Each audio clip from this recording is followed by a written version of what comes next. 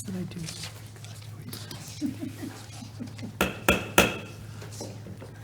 Recording in progress. Good evening. Calling the Town Council Committee of the Whole regular meeting to order on May 28th, 2024 at 6:30. Councilor Parker is at TVCCA and will be late this evening. We have Councilor McBride on Zoom, and we have everybody else present. On to calendar and communications. Councilor Merritt, do you have any communications? No, other than I was invited to the New Parade Memorial Day. Very nice. Thank you. Councilor Bordelon. Thank you.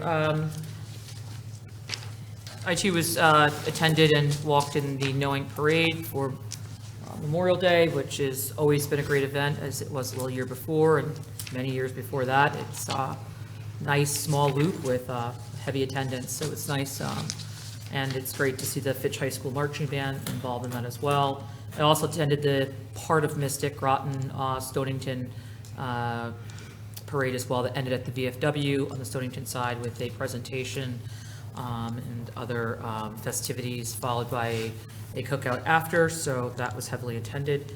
I attended the last concert at Fitch High School of the season.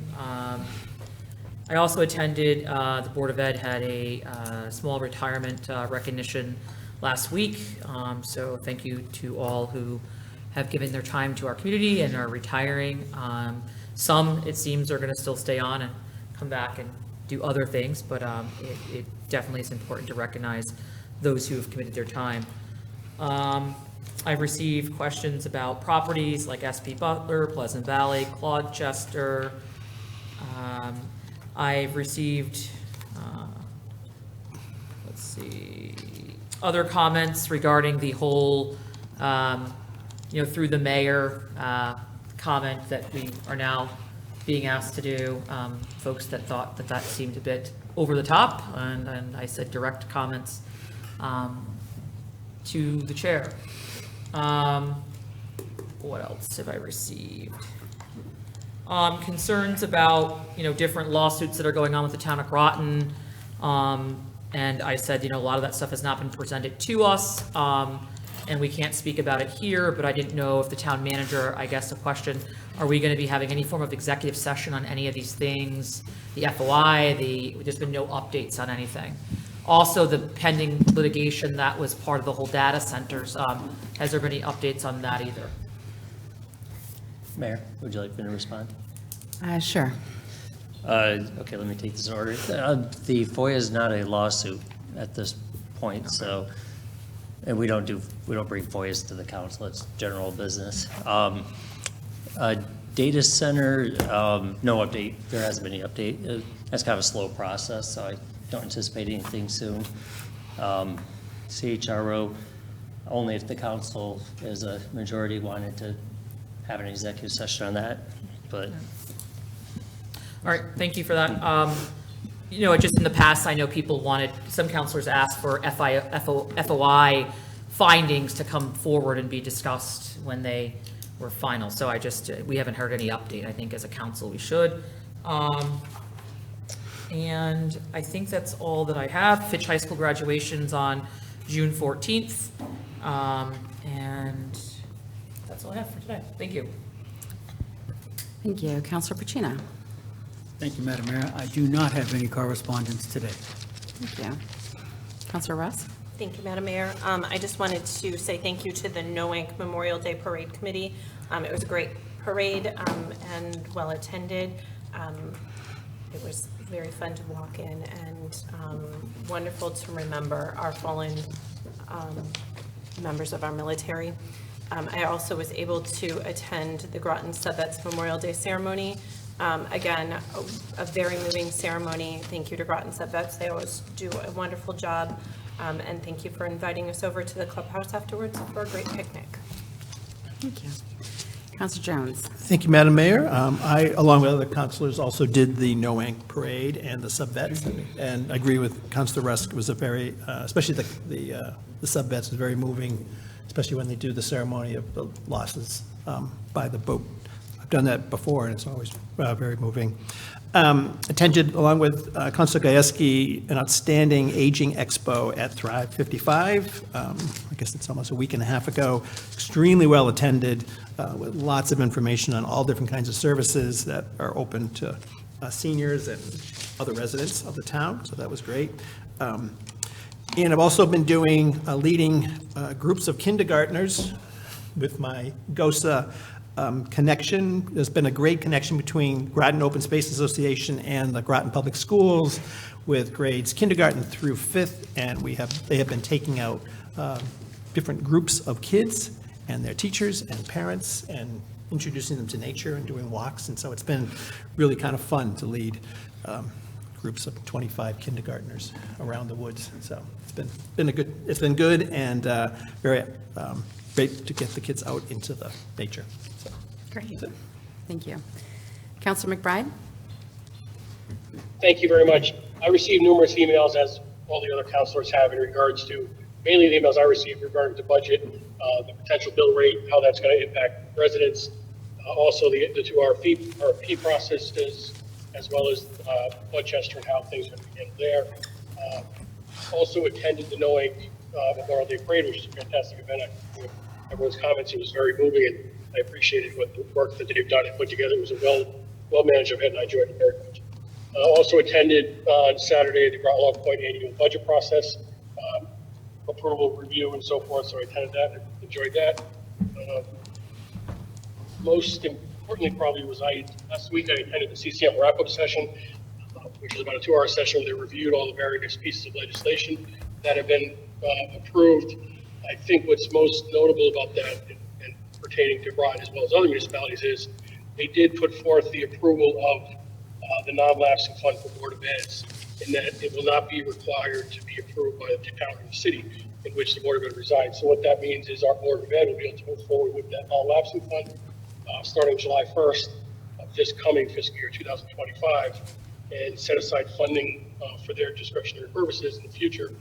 And it does not need to come to the town approval. So I just think it's important to know, and I'm sure town manager as well. Counselor McBride, we're having a difficult time hearing you. I'm sorry, can you hear me now? Yes, it's better. Okay, sorry, maybe I was speaking loud enough. The most important point of the legislative update was the approval of the ability of the Board of Education throughout the state to move forward with their non-lapsing funds without the approval of the town or the city administration. So what that means is Groton's Board of Ed can move forward and put forth that non-lapsing fund policy if they choose to do that, starting with the period July 1st, 2024 on. So just wanted to make that a note for those who weren't aware.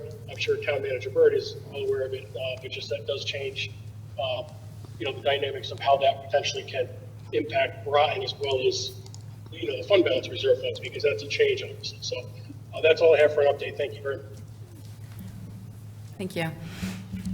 Counselor Gajewski? Thank you, Madam Mayor. Similar communications to everyone else. I also attended the Outstanding Age Expo with Councilor Jones, the Memorial Day Parade in Noank, which was super fun to walk in.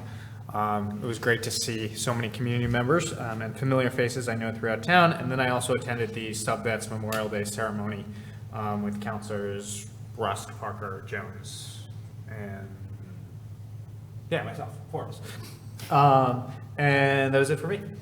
Thank you.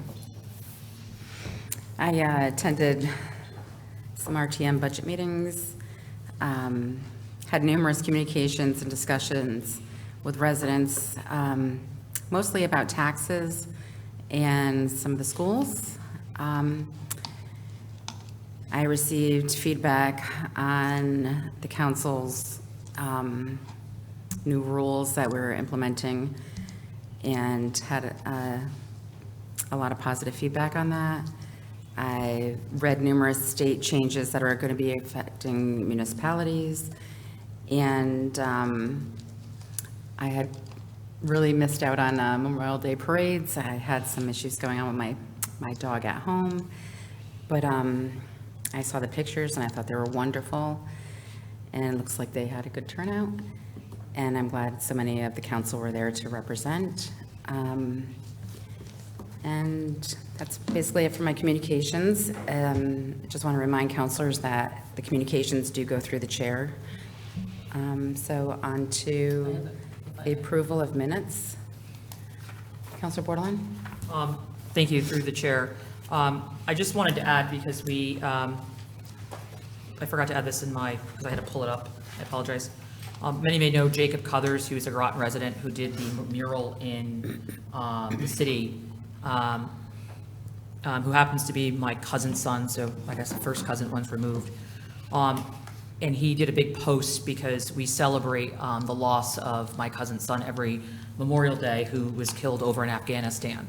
And I just think it's important, sometimes you may never meet someone who's lost somebody overseas or in combat, but we do have a Groton resident who his brother passed away over there in October 30th in 2011, and his name is Ari Cuthers. He was born in New London and graduated from Waterford High School. And so it was interesting that at the ceremony at Subvets, they stated, some people say Happy Memorial Day, but it's really a Remembrance Day. There's really nothing fun about it for folks who have lost somebody. So it's a day of remembrance, and I just wanted to put that out there and the respect of all the families who have lost someone that's close. Thank you. Mayor, just want to report Councilor Parker is here. Looks like Counselor Parker arrived at 6:42.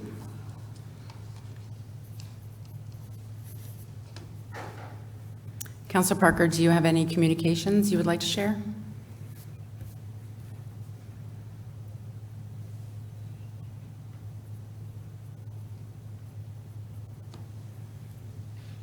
Counselor Parker, if you're speaking, you're on mute.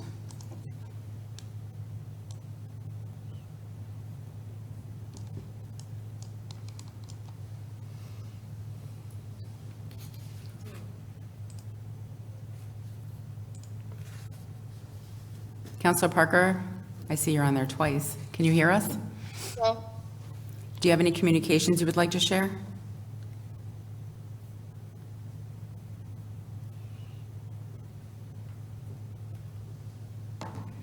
You're on mute.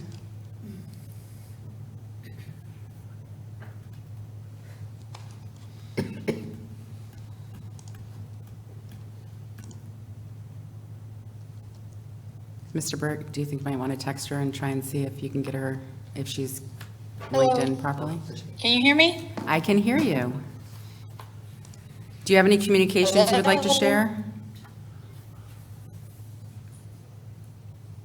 Can you hear us? Hi. Hello.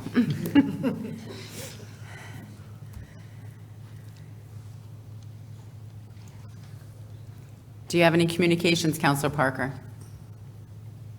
Hello? I think we're having some technical difficulties. I think we'll take a moment and try and sort this out so we can, Counselor Parker can participate. Oh my goodness, why? We can hear you.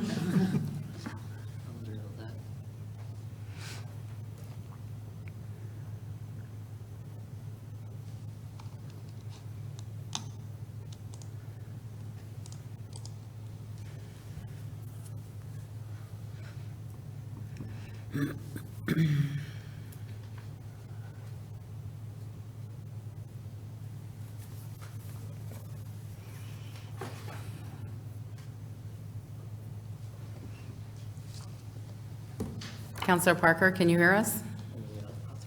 She's back on. I can now. Okay, very good. We're on communications. Do you have anything you would like to share? Just that I attended 2 events this weekend for yesterday for Memorial Day. Very moving, touching events, and thank you to those who sacrificed. And bless prayers for the families who have lost loved ones and are still suffering from the loss. Thank you. Thank you. So we're moving on to approval of minutes. Counselor Parker, would you like to take the approval of minutes? I make a motion to approve the May May 14, 2024 meeting minutes. I so moved. Second, Gajewski. Moved by Parker, seconded by Gajewski. Any comments?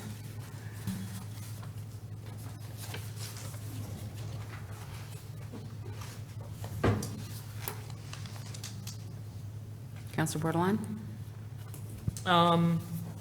In regards to the ex officio member statement here from Amboise and the information that he passed out, is that attached in here as well? Yeah, that's usually in the official minutes. Yeah, because I'd like it removed. I've been being attacked by Mr. Amboise for over several years, which you can see in that rap sheet of emails that were added, and I find it to be highly offensive, very targeted, and very constant. So I do not think they should be pertinent to this. And the attacks continue to happen. So I'm asking that they're not added. That Because they're would- biased opinions, not all fact, that those are his personal That would- views targeting one person. That would be voted on by the council. Okay. But again, I find it very offensive and very targeted. And usually, you know, it seems that that's the case when there's an issue he's brought into, you know, but we saw those emails before, he's read them into the record before. Mrs. McCousher had stated before that she found some of those highly offensive at one point. And, you know, again, we continue with it, so. So when do we vote on that? If there's any other changes that anybody has? Or requested changes? Counselor Bordelon is asking to remove ex officio comments. And where is this located? Did you find the comments in here? I was asking, yeah, what I asked, and you said it usually is attached. The attachments Yeah. are usually in the official. I don't want them added. I think it's, but again, in the manner in which, you know, the attack is constantly happening. So what I see in here would be on page 3, it seems to be the very last paragraph, ex officio member Ambrose, and then it states, he provided an RTM update on the budget session. He also reviewed the communications he's received regarding counselors' behaviors during meetings and providing solutions. That's what it says. Right, and I don't think, in my opinion, he's not the expert on solutions, because if you go back way before, he's been constantly attacking me, because he doesn't agree with my views, and I just think that's highly offensive. So, if we're allowed to add that, we should add other people's views of how they feel about other counselors maybe up here. Would that be warranted or fair? And that's not appropriate. You know, it's a form of bullying because it's his opinion. It's he's not got, you know, that's opinion based. And that should not be allowed, especially under Robert's rules. Since we're going to hold that to the highest level, we should make sure that at any point, also, the clerk didn't interject, or no one interjected. It just was, you know, a little update from the budget, fine, but to go on in a whole random attack was just not warranted. So that's my question. How are we going to handle that in the future since Do you want this paragraph removed? I would like it removed, and I The also would paragraph? like to submit a complaint about the bullying and harassment, which I will submit, because we're going to follow Robert's rules, and I'm feeling that Who we're are not you- following Who are you them. following? Can I finish my Who would sentence, you- please? Who would you like to If I file? finish my sentence, I still have You- time. Thank you, you're interrupting me. I would like to, I'll send an email, and I just feel that if we're gonna follow that, and we're gonna say through the mayor and all this other stuff, then we should run the meetings with respect and not allow that. If you agree with him or not, it's bullying, it's attacking, it's unwarranted, and completely disrespectful. Because there's probably 30 or 40 other people that would have the same views about other counselors that would be inappropriate to put in our minutes. That's an opinion. Are you ceding your time? No, so that's my concern. So yes, I agree. There's a lot of things out of hand up here, and it's one-sided on some things and not on another. And, you know, we have to look at how we got here, and pulling that stuff back up and having him bring his whole rap sheet of attacks and accepting it and not stopping it is highly toxic and inappropriate. So I agree. We got some work to do here. Let's follow the Robert's rules. Let's use the decorum, but not let ex officio members use an attack to just kind of unload on any particular counselor they want based on their opinion. Thank you. Counselor Merritt, did you put your hand up? No? All right, well, I'm reading the paragraph here. I see nothing wrong with this paragraph. It does not state anything about any particular counselor. I can understand if somebody doesn't want the additional information put into the minutes, but so what I have on the floor right now is to remove one paragraph on page 3. It's the last paragraph, as well as documents submitted.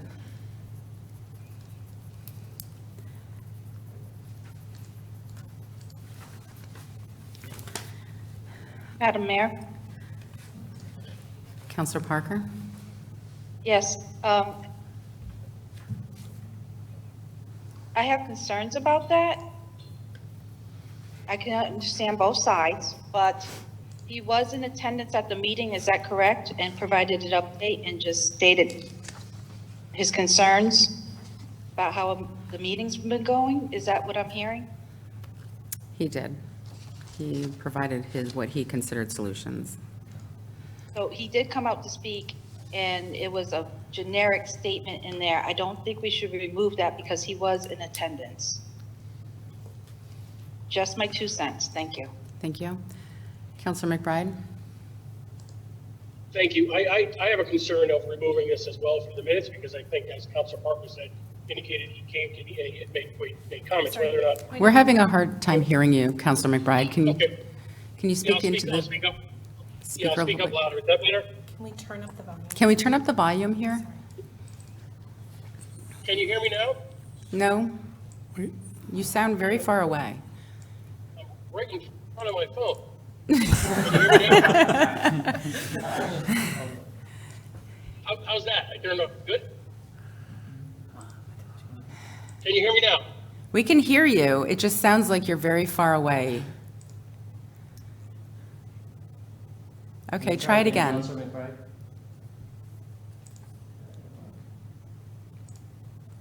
Councilor McBride? Counselor McBride, can you hear us? I can hear you fine. Can you hear me? We can hear you. Just talk really loud. Okay, I'm talking really loud. I'm in favor of keeping the minutes as presented in the paragraphs because the individual was there and did speak whatever his thoughts were. I guess my question is, the minutes don't reflect that any attachment is in the minutes. So is there a way the minutes can reflect what was said, but do not include the attachment which isn't in the minutes package we received? I will read what it says. Does that make- Ex officio member Ambrose. I'm okay with what it says. I'm comfortable with what it says. Okay. What I'm questioning or not comfortable with is including some handouts that are not in these minutes, and it doesn't say in these minutes a handout is attached.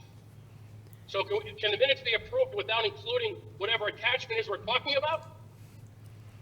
Typically, I think the attachments go with the official minutes, because people write to us all the time and ask things to be submitted, and those are usually included. Am I correct, Mr. Burt? When asked, typically, yes. When asked, typically, those are included, but it's not included in what we approve, because they're sent to the town. Okay, I think what I would like to propose moving forward, if we can change the minutes to reflect, because I was unaware of this, to be honest with you.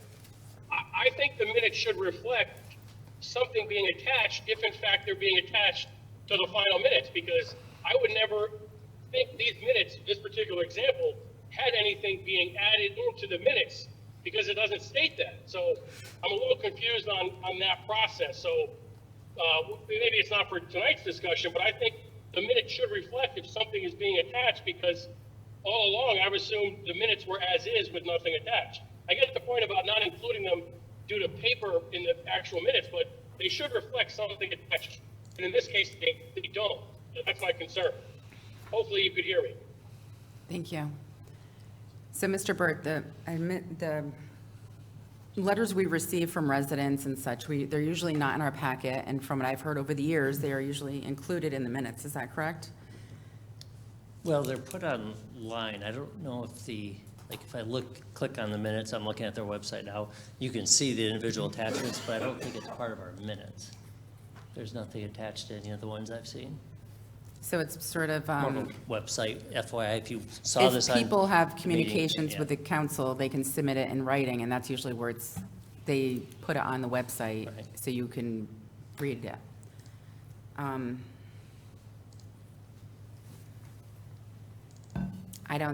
I personally don't think there's anything wrong in the minutes here, and there have been numerous letters that we've received from residents, and they state their opinions on counselors plenty of times, and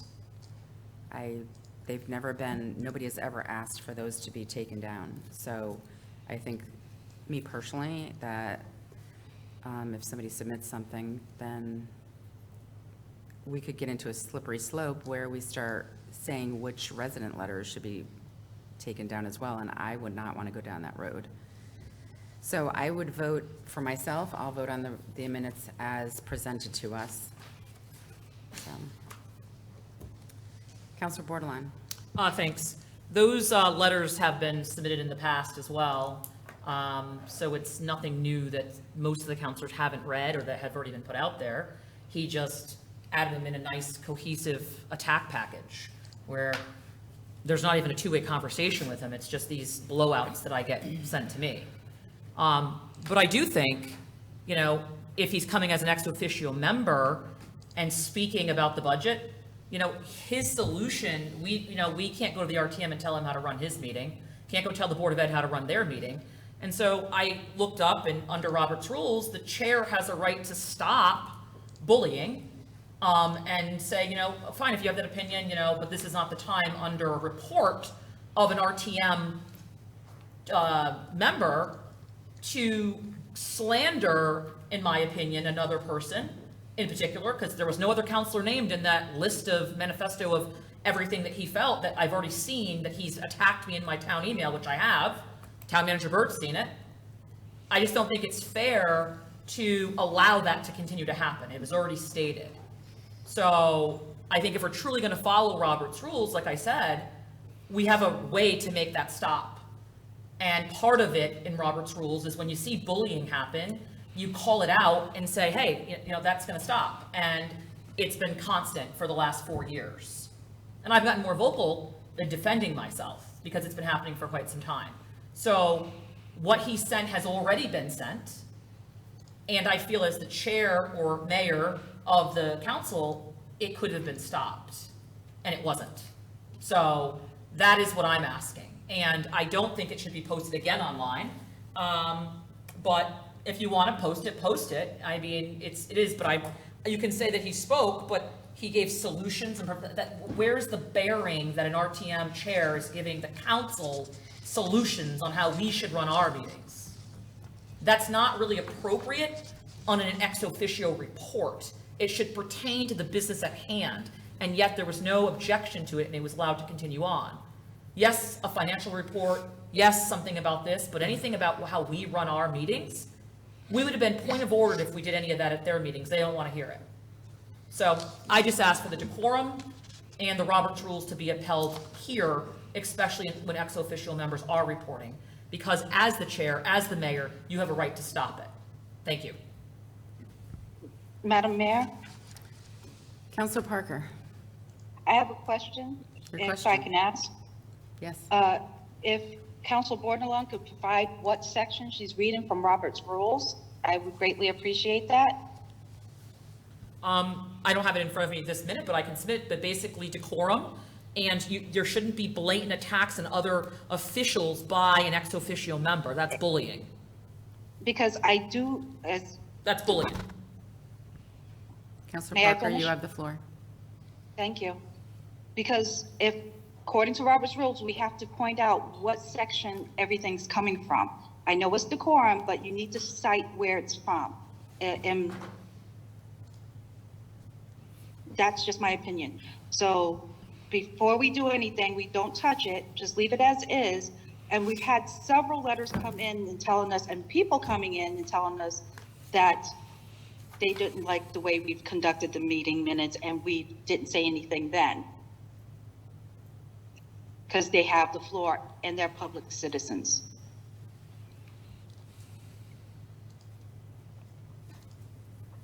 I just don't think if we go down this, then we will have to stop all public comment. And that's not fair for the public. Thank you. Counselor Rusk. Thank you, Madam Mayor. I have to agree with Counselor Parker. There were a lot of things, especially when I was RTM moderator, that people said in public comment that I may not have agreed with, things that were actually not true. But people have the right to state what they want to state. This was a communication from an ex officio member who has the right to state what he stated. He presented the information. We can follow it. We don't have to follow it. Basically, like every other communication that we receive, all other communications go into the record, so not in the minutes, but on the town website. I think, like Counselor Parker said, we're going down a very slippery slope. If we choose to delete specific members' comments, I don't think that that is what comments are for. Thank you. Thank you. Point of information. Your question? So my question is that there is a difference in defining, and I'll submit some stuff, that if you are a ex officio member versus a resident, What is and your that's my question? question. That's the difference. So What's the question? I'm asking our rules person. When you're No, an ex what is- officio, my question is, when you're an ex officio member versus a resident, that's a different line. And so he spoke as an ex officio member, explaining, is that but correct? what's the question? That is my question. If he spoke as an ex officio member, which is like a coworker, it wasn't a residence report, is We're that all correct? elected officials, so Right, so was it an ex officio report? he spoke as an ex officio, Right.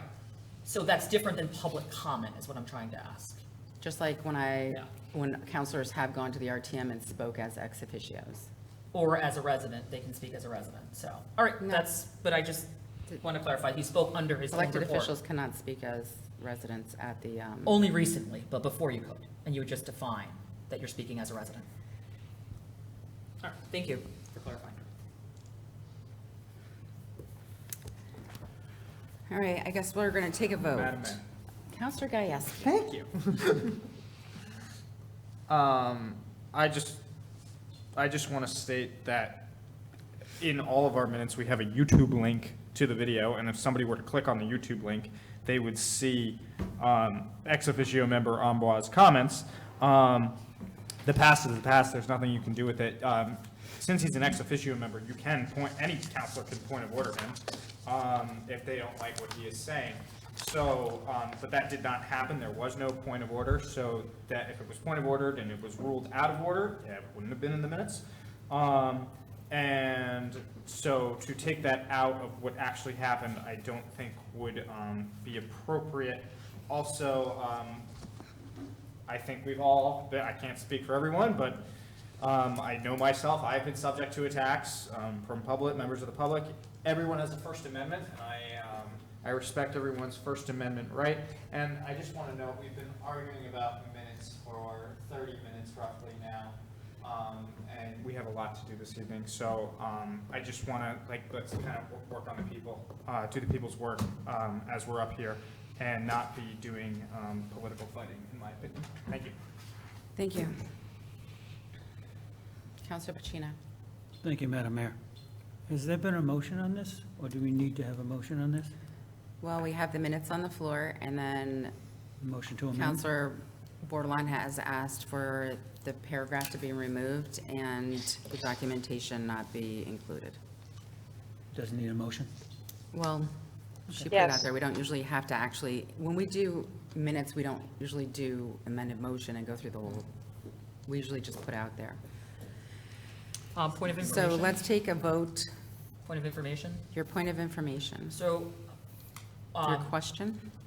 the things that Mr. Wambaz, the ex officio member, he did not read what he gave us at our stands at that meeting.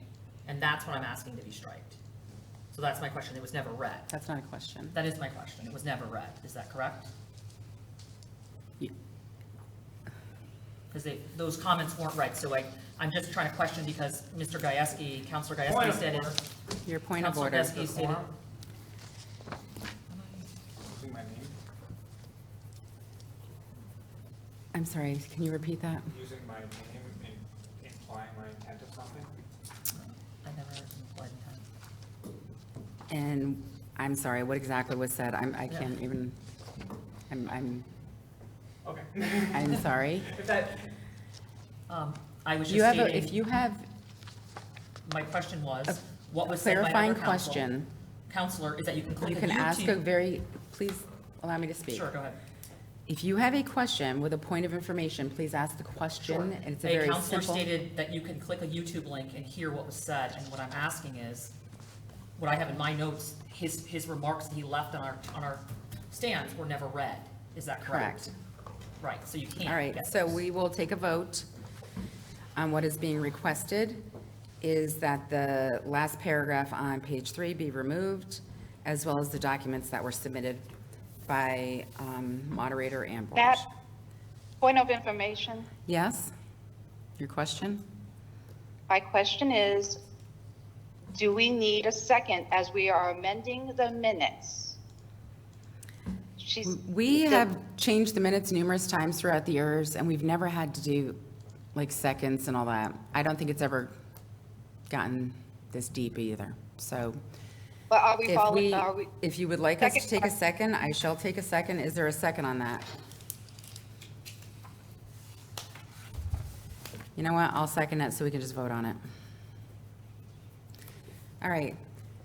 All those in favor of removing the first paragraph off the page 3 and documents that were submitted by moderator Ambrose, please say aye. Aye?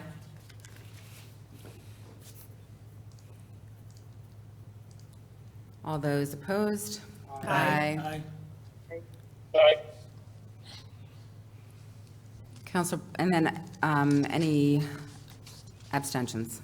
Abstain. I'd like to propose an amendment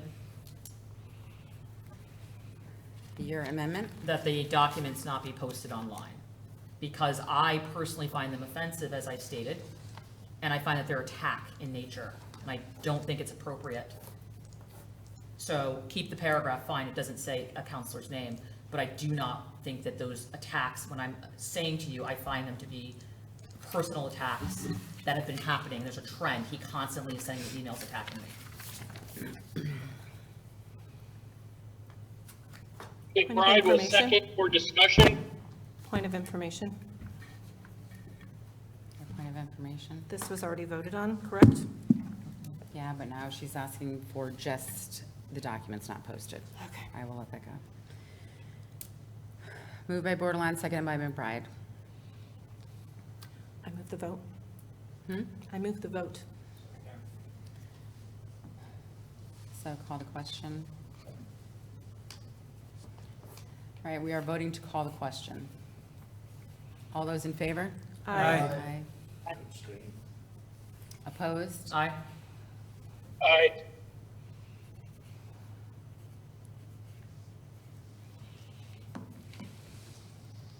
Counselor Parker, I didn't hear how you voted. I was a yes to move the question. All right, we have 6 in favor, 2 opposed, and 1 abstention. We will now vote on to remove the documents from being posted. Is there any discussion? I just moved the question. You can't. Oh, that's right, I'm so sorry. So We will vote on this. Amended motion. All those in favor? I'm confused because you went back and forth. Can you just state what you're doing again? To remove the documents being posted. All those in favor? I'm in favor of them being removed, yes. Opposed? Aye. Aye. Abstentions? McBride abstains for lack of clarity.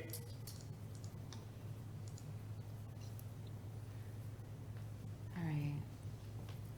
That is 1 to 6 to 2. That fails. We have the motions as presented. We'll take a vote on that. All those in favor? Aye. Aye. Opposed? Aye. Abstentions? McBride, That passes 6 to 1 to 2. With McBride and Merritt abstaining and Bordelon opposed. On to new business.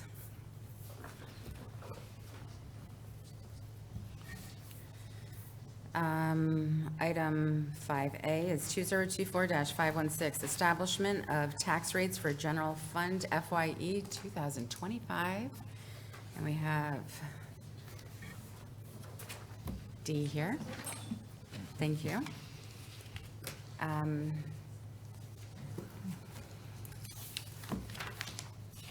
So for clarification, we could just read the motion in the packet, and when we get to the town council, we'll read the full motion in full. Is that correct? Mr. Burt? Yes. We can just read the motion and then do it in full at Yes. the town council. Okay, Counselor Gajewski, would you like to take this one? Motion to recommend a resolution to establish the tax rate for general fund for FYE 2025, so moved. Second, Bordelon? Moved by Gajewski, seconded by Bordelon.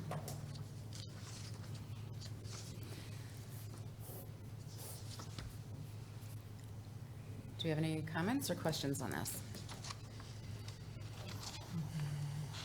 Counselor Bordelon. To the town manager, through the mayor, or through the mayor to the town manager, or whoever can answer, I guess, whoever, I don't know the name who.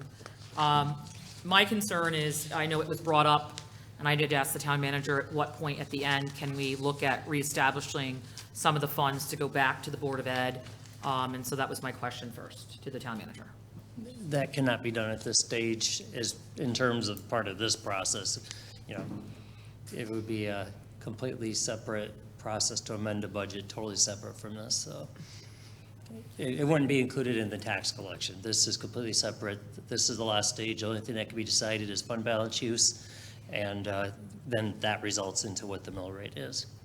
So at what point will we be going over the fund balance? No. So this would be the point, correct? Yeah, it's Right. written in the budget progression. Well, I was just here. confused because he said there was nothing we can do, so can you just I thought you clarify? were Not with saying it. about adjusting a budget. No, in general, what we had talked about before. Fund balance use is Yes. now, yes. Right, okay, that's what I was asking. So, in my opinion, on the day that I showed up, there was a proposal out here saying that we were, we're gonna take out the health, money for the nurses, for the schools, and that there was this correspondence that went through that everybody was in agreement, and then, usually I am one not to vote on something without having time to understand fully that. And I feel, for myself, a little bit frustrated that we weren't privy to the exchange prior to, and the interpretation, some say that they think, oh, yep, in fact, this is supposed to be one way. When I read it, I get a different interpretation, and it's a little unclear. I just feel that we have an obligation to provide for our town, for our students, and we have funding that does come back into the education fund from various other things which help offset the tax base. As Councilor McBride stated tonight, a referral that I had put in a while ago about the non-lapsing fund, which died at the council after the two former mayors, and then it finally got transferred to the Board of Ed, where they decided to leave it to the new board to look up, which they had started. Now will change that the town won't have to, they don't have to go through the town to establish a non-lapsing fund, which I think is genius. That was something I was looking for and doing before, because I do believe any funds that come in should stay with education. With that, I feel that there should be some middle road here. I just am confused. I think that the council, in my opinion, I was not brought in early in the conversation about those discussions. And therefore, I just feel at this time, we should, maybe moving forward, change that, but I feel we have an obligation. So I guess the town manager, how would that process have to work? What are you asking? If I wanted to move a number to reallocate funds back to the Board of Education to offset the cost of the medical insurance. At That this can't be time, you done. can't. Yeah, it can't be done. But you just stated that it could be done out of the general fund. We could opt as a council. That you can't direct it, all it does is how much fund, sorry, Mayor, can That's I okay. answer? How much general fund balance is used to offset the tax collection? That's all it does. That's the only decision that can be made. It can't be allocated anywhere. All it is a decision whether you want to collect less taxes and offset it by fund balance. So, right, we could make a motion, I can make a motion to offset and move funding over to Board of Education. No, it can't be part of this per the charter. Well, that's what I was just asking you before. And then you said yes, and then now no. So now I'm confused. You bet. I'm confused. And then what I asked earlier on, several weeks ago, you said you'll have another chance. Only to, sorry, Go ahead. Just go right ahead. only a decision to use fund balance. That's it. When we were, my recollection is when we discussed the temporary fund balance use, the council set at 4 million, and this is your chance to set it for the full, officially for 25, for FYE 25. So I just want to be clear then, there's no way that I can make a motion, according to you, there's no way I can make a motion to move any funds to reallocate back to the Board of Education the loss. You can't go over even the town manager's budget, which was 7.91% increase, and that's what they're at. Mayor? Through you, I thought his original budget did have the nurses originally, and that was an amendment after. Mayor, could I, So I'm confused. per the charter, you literally cannot make a change of the budget at this stage. After it goes The through the RTM is the RTM, we final cannot change the authority. budget. We can't change what the RTM did. The RTM increased the town council's budget by $1.7 million. We cannot cut that. We cannot add to it. Our portion is done. Yeah, well, so I guess to the town manager, when you were saying later we can adjust, you were referring to, Similar to, let's say the school came in, sorry, Mayor. Go right ahead. At this point, it can't be. Nothing's going to affect the tax collection. Essentially, you would have to try to use fund balance at another time, similar when we do the Groton sale for 40,000, that type of thing, once you're into the 25 budget. This would be much larger than anything we've ever looked at, though. And you cannot collect the taxes for that at that point either. okay, so there's nothing that can be done. I just wanted to, on the record, that stating such, if that's the case. So I'm fine with that. Thank you. Does anybody else have anything to say? Comments? Madam Mayor?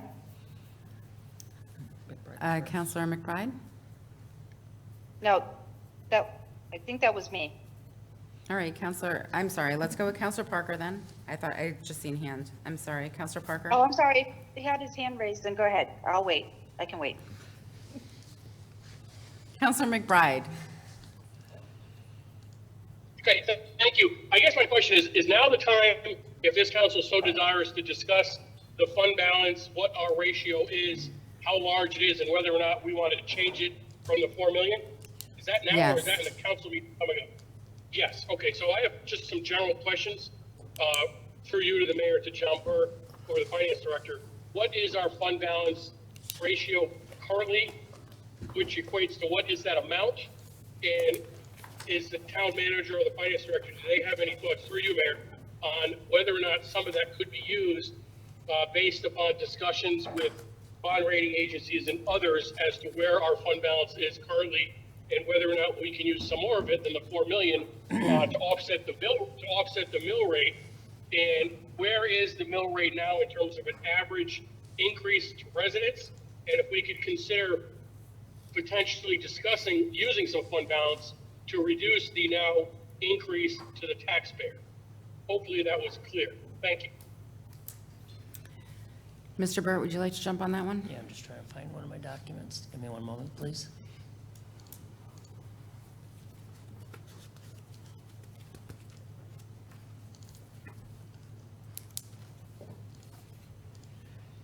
Now, we carried forward 36,124,054 with a planned use of 4.5 million fund balance this year.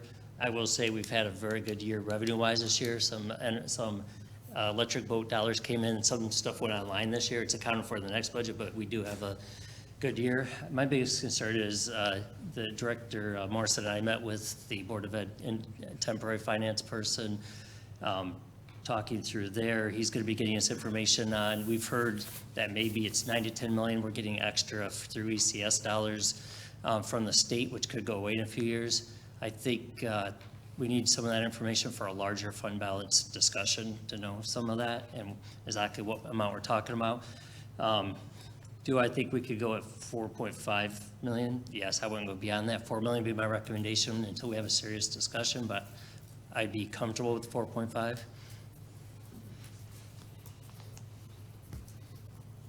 Thank you. Councilor McBride, do you have anything else? Yes, thank you. I guess the 36 million, or what would be the 32, as a percentage, what percentage are we at or projected to be at the end of the year? Because I believe the policy states, I forget exactly what it states, but I'd like to know that number. Because on the other hand, I want to make sure it's not too high. I just want to know what that ratio is. Thank you. Do you have it already? I was pulling it up. Do you have it already? I can pull it up otherwise. So do I have to say through the mayor? Yes, you may. Okay. So if you look on page 13 of your packet, there is the mill rate calculation, and at the very bottom of that, it does have the analysis of unassigned fund balance. And the June 30, 2023 percentage of fund balance compared to the appropriation for fiscal 25 was 20%. Where we would be estimated using $4 million at the end of fiscal 24 right now would be 25.38%.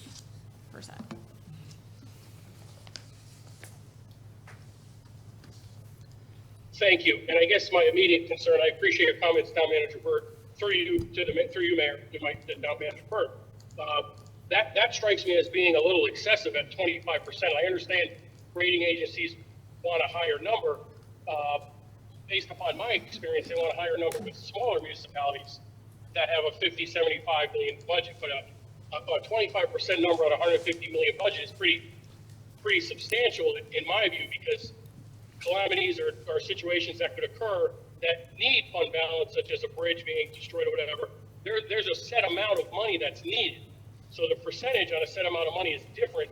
Percentage needs to be higher for a smaller municipality, but a percentage on a larger municipality like Groton in terms of its fund balance seems a little excessive. And with that, I have concerns of it being at 25%, because at some point I think we're in effect overtaxing our residents.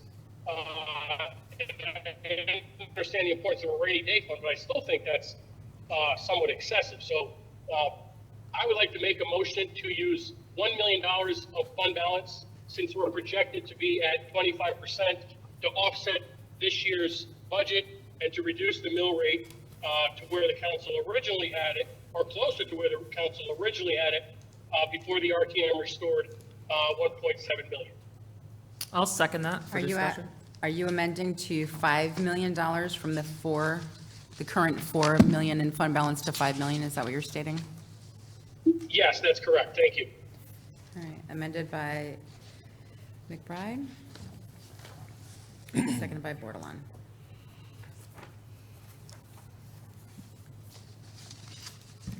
Councilor Parker? Thank you, Madam Mayor. My question would be, how would that affect us overall? And through you, Madam Mayor, if I can ask Mr. Burt a question. Your question? I believe you stated that 4.5 would be the highest we should go. Is a 500,000 more going to affect us? I'll start by saying I don't disagree with Counselor McBride about the fund balance use. I just would like an in-depth discussion about that use. For instance, there could be the 2 million for the Amtrak, the Groton Long Point Road over Amtrak Bridge. There could be the drop of 9 or 10 million in ECS funding in the next, it could be next year for all we know. And I think we'll probably want some money to phase that in over a couple of years in case the state doesn't. But would it be the end of the world for 1 year? No, I wouldn't be entirely uncomfortable with it. We do have significant fund balance and we have had a good year, just we don't want to run out and in future years not have that same amount to provide. And my second question is, we're currently at about 20%. I know the project is 25.38, if I read that correctly. We do not anticipate it going below that 25 as of right now, because has all the bills been paid or as close to being paid? Can you Well, repeat that? the audit hasn't finished for the end of year 23 going into 24, but we don't anticipate that would be affected much by anything we're seeing. Now looking at, like I said, we had a good year. Looking at the 25 budget, which of course is larger, which means you need more money to equal the same percentage. Looking at if everything came to fruition, we could be as high as maybe, if we use 4 million at what we're looking at, I think we'd be at about still 25% with the 4 million. So it would knock us down by, let me see if I can find it.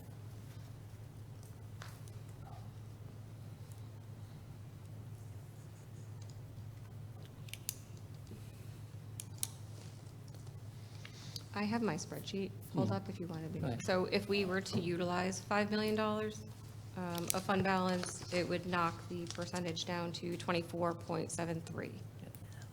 That's what I show on my spreadsheet too. And what would the mill rate be? 23.08, which was a change of 4.3% or 0.95 mils from last year's.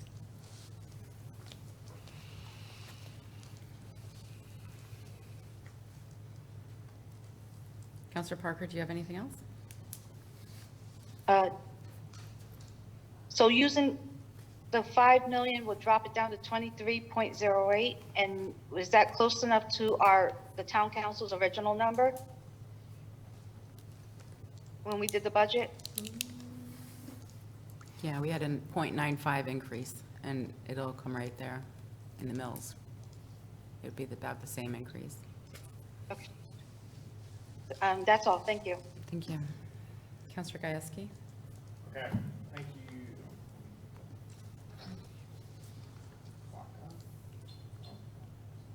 Thank you, Madam Mayor. I am going to put a different number on the floor.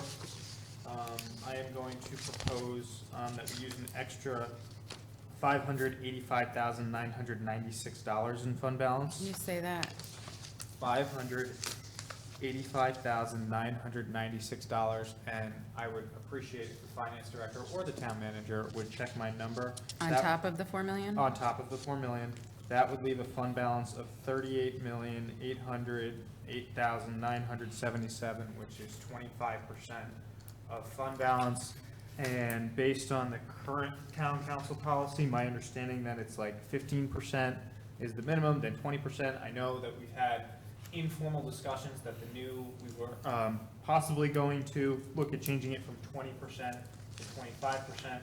So I say we just go 25% even of fund balance, and it is similar to the manager's number of using an additional 500,000.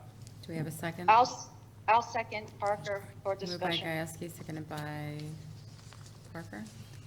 I can confirm using $4,585,996 of fund balance would leave an estimated unassigned fund balance as of the end of June 30, 2024 of $38,808,977 for 25%.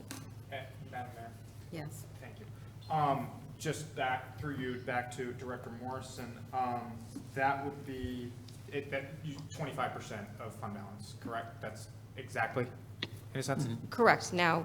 Estimated. Estimated. Yeah, okay. And then my second question is, with my number on the floor, what would the mill rate be through the mayor? Through the mayor, 23.17. Change of 4.7% or an increase of 1.04 mils.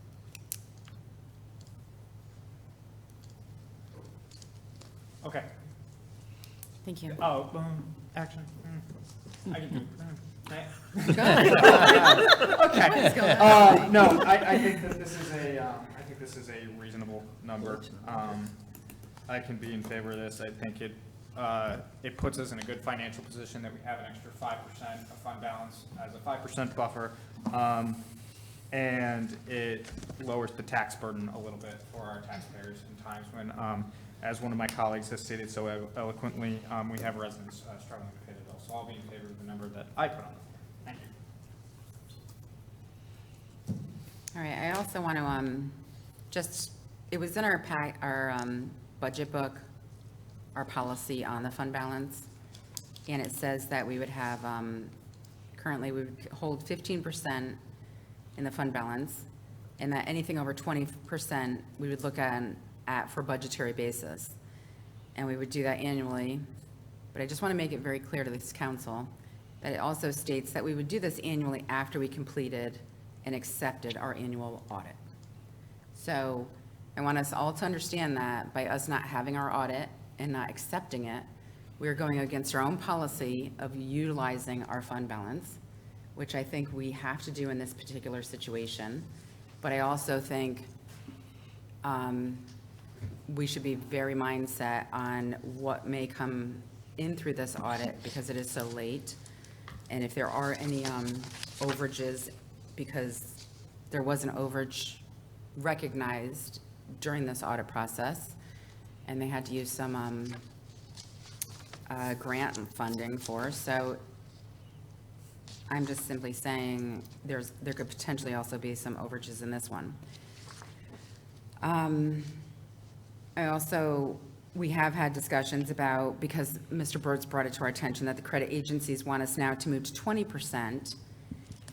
And as we have ours at 15, if we bring our 15 up to 20, we still need to have a buffer zone. Currently, it's a 5% buffer that we would consider anything above that 5%. So my thought is if we move our fund balance up to 20% and we have a buffer of 5, if we start dropping down into 24s and 23s, I don't know how much we're always going to be getting this excess funds coming through. And as it has been said, there's been lawsuits. There's the Orphan Bridge for $2 million, and a loss of the Alliance District is at the minimum right now. We would lose $9 million. And this is probably all coming within the next 2 years. That is $11 million plus. So for me, when it comes to the fund balance, we're already using $4 million this year. I would rather just stick with the $4 million because I think it's very easy to spend and it's very hard to save this money. And if we got down to, 24.73, and let's just say, because prior to, historically, they had a very hard time increasing the fund balance because they never had any excess funds. And if those days come back, I think to offset just 1 year, I think there's not much difference between a 0.95 mill increase to a 1.04 or even a 1.17. I think we did our very due diligence, I would say, as a council, and my own perspective, is that we worked very hard on this budget. We cut across the board, and another group added 1.7 back. So I would like to stick to the 4 million. Counselor Bordelon. I think Counselor McBride was before me. No, Counselor Bordelon, you are next. Oh, all right. I like Counselor McBride's number. It was stated over and over, not just here, but from the community, that people are suffering and the costs are high. And I just, in good faith, can't see sitting on taxpayers' money while we're saying we're concerned, or I'm saying I'm concerned about the welfare and well-being and the huge impact of tax increases. We need to show our community that we're using the money for the right causes and purpose, in my opinion. So if the thing went from 15 to 20, I think that's an improvement compared to when I started on here, it was way low. We can't just sit around and hold money in excess, in my opinion, without a plan in place. And we're way above that threshold. If the goal was to get to 20, we hit the 20 and then some. So I can support Council McBride's number because this is an estimate. There's a chance there might be still more money that's going to bump it over 25%. We have an obligation to make sure, depending on the final audit numbers, that we're not sure. This could, even with Council McBride's number, it could end up coming to 25 and some change. We don't know, percent over. I think we owe our community the right to move this money to decrease whatever the percent. Some say maybe it's not a lot, but when I talk to the community and they see how much fund balance we have, people are concerned. It's great on one end, but on the other, we can't grow exponentially and say we're waiting for this rainy day. We need to figure out a plan, and we don't have a plan. And so if the goal of the thing is 15% and our next goal is 20, well then let's get it. I actually think the number should be lower than Council McBride's number. I think it should be like 23 would be a middle road for me, because this is the year now. Over and over, we were cutting things in this budget saying we were concerned about the people that were going to be the hardest hit. Right now, we have a chance to fix that number a little bit with the overage of money.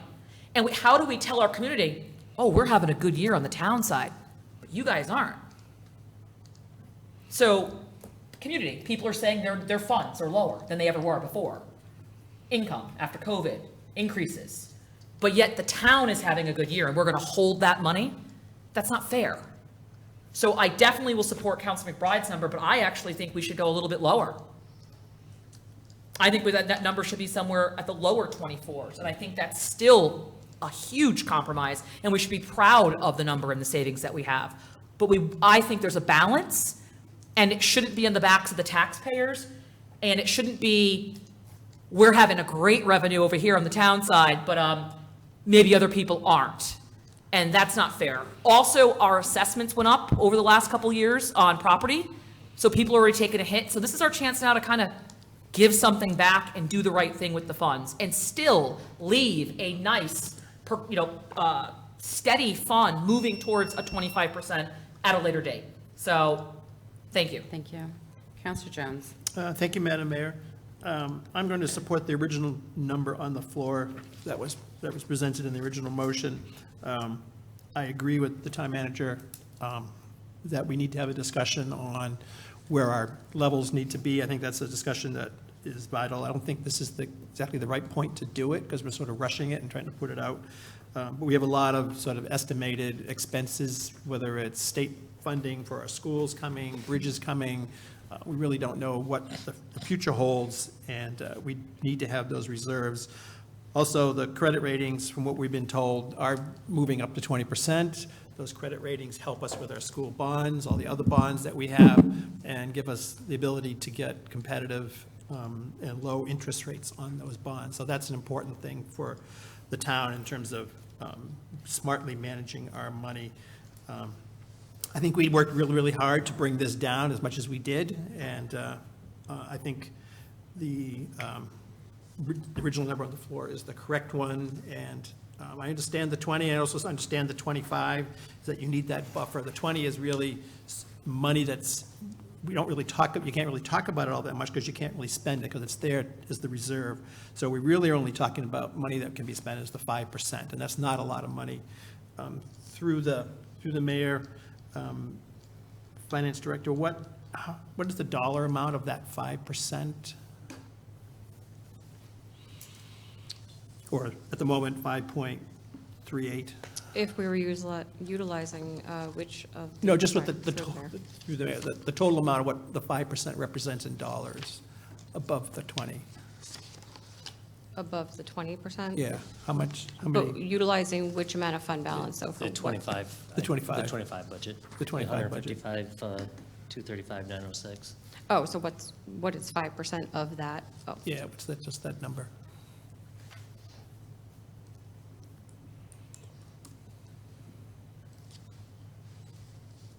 About 7.75 million. 7.7. Change, yeah. I had to format, yes. About 7.75 million. 7.7 change. million. So when we look at these numbers, we see big numbers here, 39 million is in our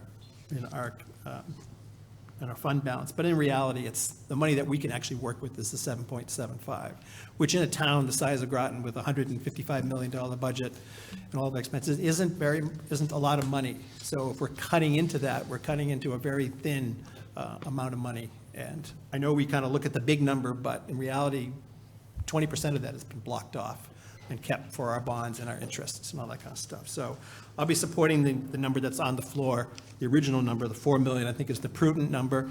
And I also think that having a discussion, a big discussion, a thoughtful discussion with presentations. I was just getting on the queue for when you're done. I think is well worth it and something where we can kind of do it in a bigger, more thoughtful manner is the correct way to do that. So, thank you. I was just going to mention, Director Morrison and I have a meeting later this week with our financial advisor to, there's, of course, it's not just about fund balance for your rating. There's a lot of factors in it, and we saw at least one agency that's going more towards all governmental fund balances. So it's evolving, and then they're starting to look at things like resiliency. So it's a very involved process, but we'll hopefully have some good information when we come back to discuss it. Thank you. Counselor McBride? Thank you. Earlier, I had asked for what the mill rate was, or at least I had hoped for. So through you, Mayor, to the Finance Director, the mill rate that this council had approved, what was that mill rate increase that the council approved? It was a 0.95% increase. 0.95? 0.95. All right, so this council did a great job reducing everything, but now we're back up to 4.31. So No. I'm a fan of what. We're at 1.04 more. We're at 1.17 increase on a mill rate. Okay, thank you. 1.17. I guess my point is back to fund balance. I'm all for fund balance. I totally understand the importance of it. However, I deal with fund balance and credit rating agencies and bond rating and so forth. And with all due respect, there are many towns that have AAA credit ratings that are at 15%. So to say that we should be at 25%, I really think we are taxing the taxpayer, in my opinion, more than we should be. So I cannot support anything less than the 5 million on the floor. I think we'll find out over time that 25 is too high. And once again, 25, even 15 can be high for a small town. Forget about a town with a $155 million budget. So I really think, I'd really like the council to consider this motion because I think we did a great job reducing the mill rate, but to be at 25%, in my opinion, is excessive, and I think we're overtaxing the residents. One last question, town manager, through the mayor to the town manager or finance director, where have we been at in the last 5 years with fund balance? Because we've never been this high, correct? Yeah, give me one moment. Go ahead.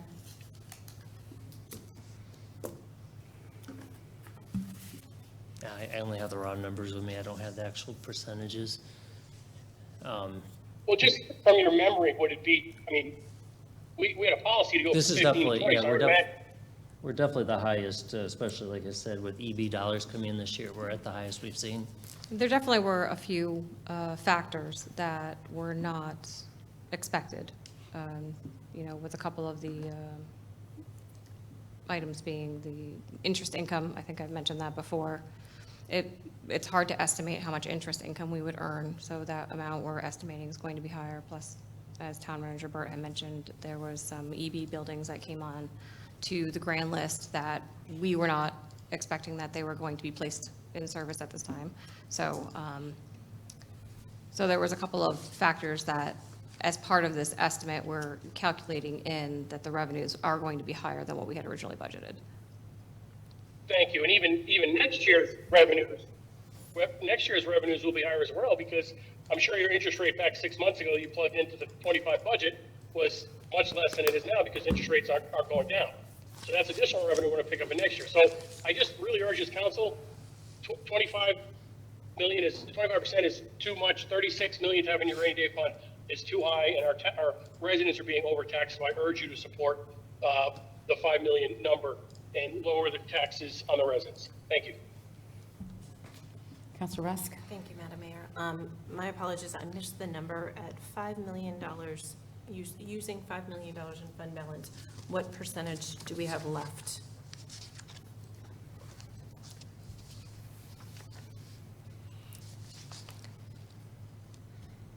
Ken? Go ahead. Through the mayor? Go ahead. So I'm sorry, say your question again? My question through the mayor was if we use $5 million in fund balance, what percentage is left Of the fund balance? of the fund Well, balance? What percentage would we be at? we would be the 24.73%. 24.72? 3. 73, thank you.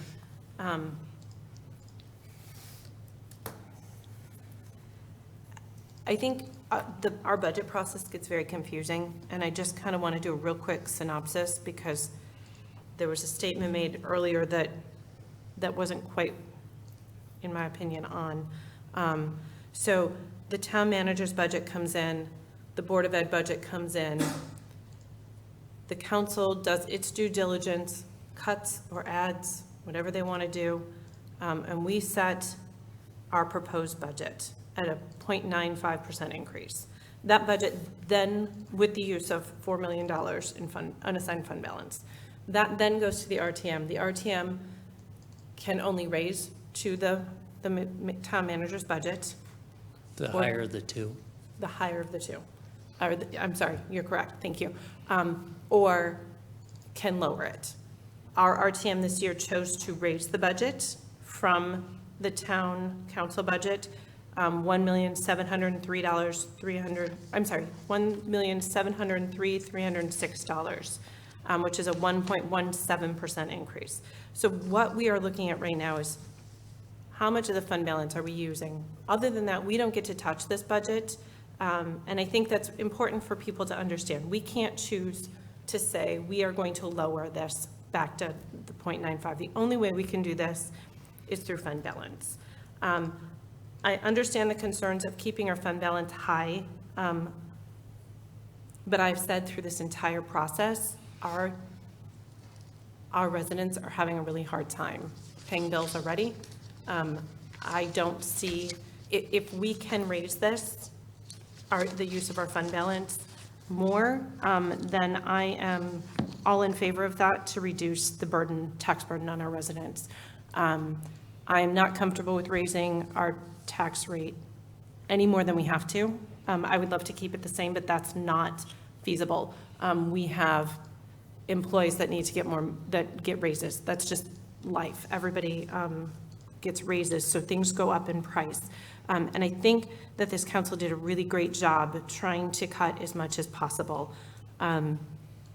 Unfortunately, now we're looking at a higher percentage. So I understand that we're going to have a lot of things that could potentially come down in the future. I am supporting the $5 million use of fund balance in hopes that we can keep the tax rate as low as possible. That's where I'm at. Thank you. Can you tell me what the payment on an average house would be for the 1.17 mill rate versus the 0.95? What the difference would be?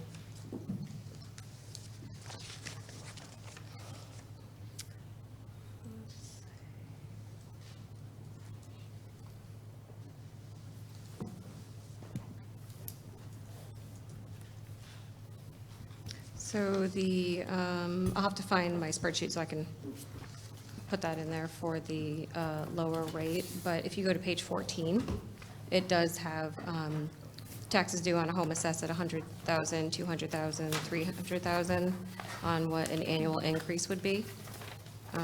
So What page was that? I'm sorry. That was it page 14? 14.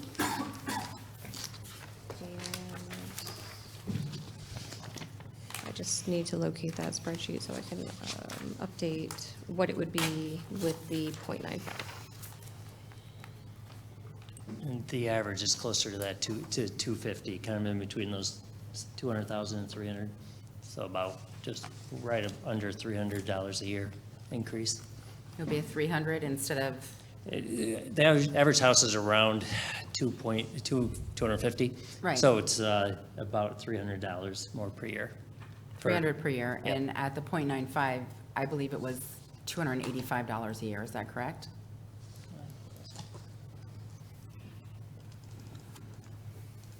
So potentially $15 per person? Or per taxable unit?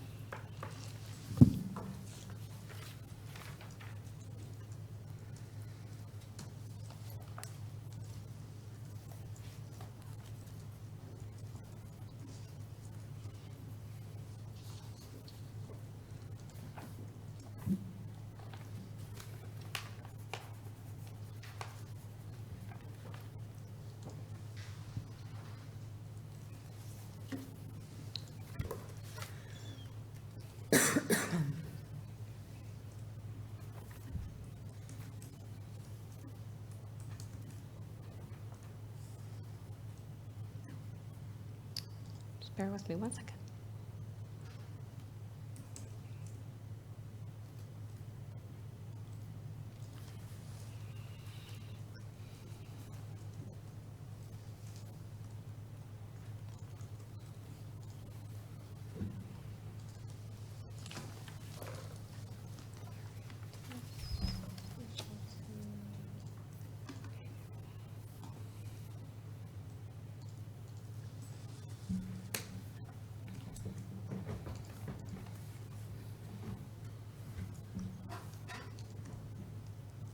While you're calculating, I'm just gonna, I understand some of the counselors here wanting to keep taxes as low as you can.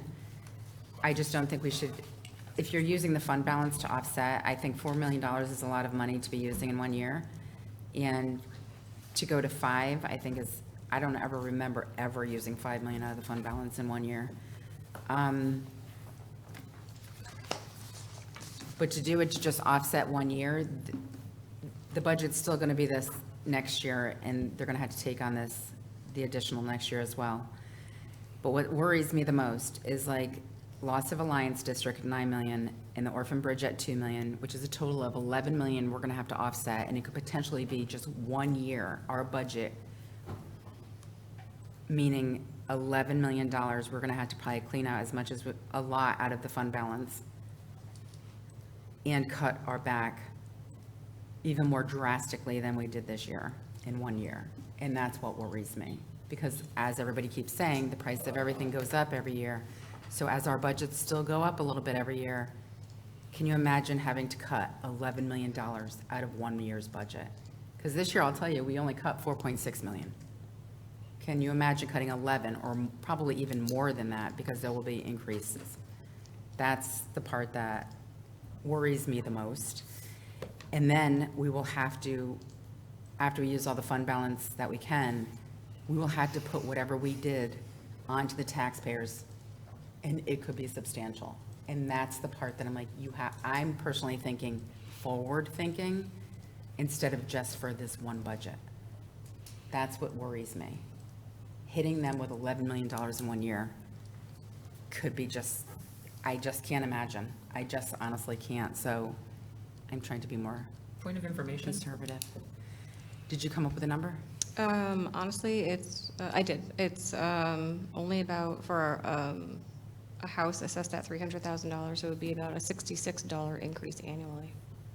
$66 increase annually at the 1.17 versus the 0.95. Is that what you're saying? Correct. Thank you.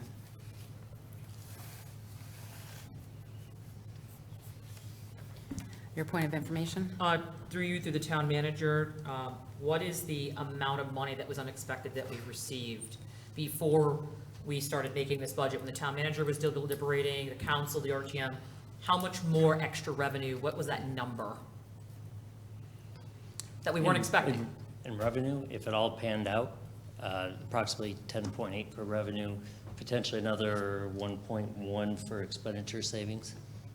It's about 11, do you remember exactly how much? D. It's at the bottom of that calculation too, 1 second.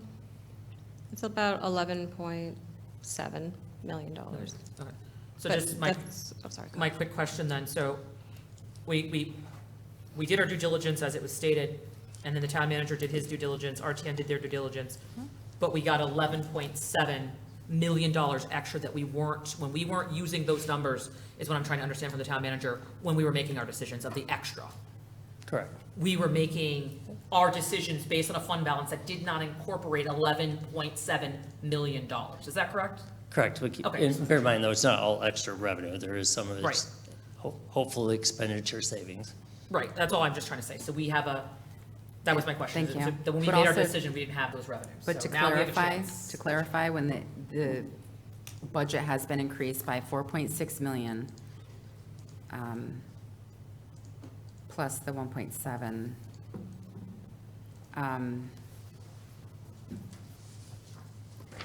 our budget's increased by 6.3 million this year. You add that into this year's budget, which also changes what the 20% is now. That number now goes to it changes, because you're doing what the percentage is of the budget. So the 25 budget changes what the 20% fund balance is as well. Point of information, Your question? again, to make sure I'm understanding. When the manager presented his book in the RTM council, we weren't predicting that 11.7 million as a revenue. Correct. Not that high. At We that were time. predicting higher revenues, Right. but maybe not to that level, So this is an additional on top of what we were anticipating. based on additional tax Right. collection information that's come Right. in, yes. Thank you. Okay, so that's, Counselor Gieske? Thank you, Madam Mayor. I just want to make sure I have everybody, so the original number would be $234 per year on an extra $234 per year to the mayor. Can you say that one more time? Basically, I kind of want a chart of all the numbers on the floor of what it means. So what I would like to know is the original number, the dollar per year, the percent tax increase, the mill increase, and then the general fund balance for all three numbers on the floor. I believe I have them all written down. I just want to make sure them were right. Is it cool if I read them? Just so I understand what numbers are on the floor. Are they prepared to listen to your numbers? That's, yep, I can if you go one by one, and I'll bounce around. got it. All right. Through the back. The original number on the floor would be a $234 per year increase, 5.3% tax increase, which is 1.17 mils, and the general fund would be 25.38%, correct? Moment. what was the Correct. point of information on what house size you're going with, just to be clear? 200,000. 200? 200,000. Thank you. And then on Councilor McBride's number, which is to use an extra $1 million in fund balance, it would be an extra $168 per year, which would be a 4.31% tax increase, or 0.96 mils, and the general fund would be 24.73%. This was on the 5 million Yes. calculation. One moment.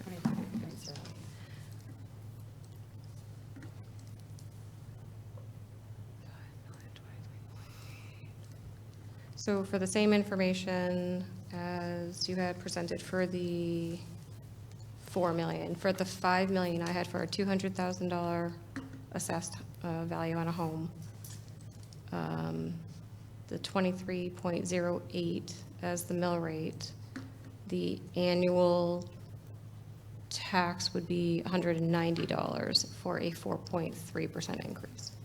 Okay. And then I don't have, the dollar per year on my number, which would be 585,966. And just to point out, she's using 200,000, not the average is a little over 250. Yeah, 200,000, sorry. I did not prepare, I can make a copy of that tab and populate your, But it's in between 190 and 230. Correct. For me. And then the tax increase on that would be 4.7%, which would be 1.04 mils, and the general fund would be 25%.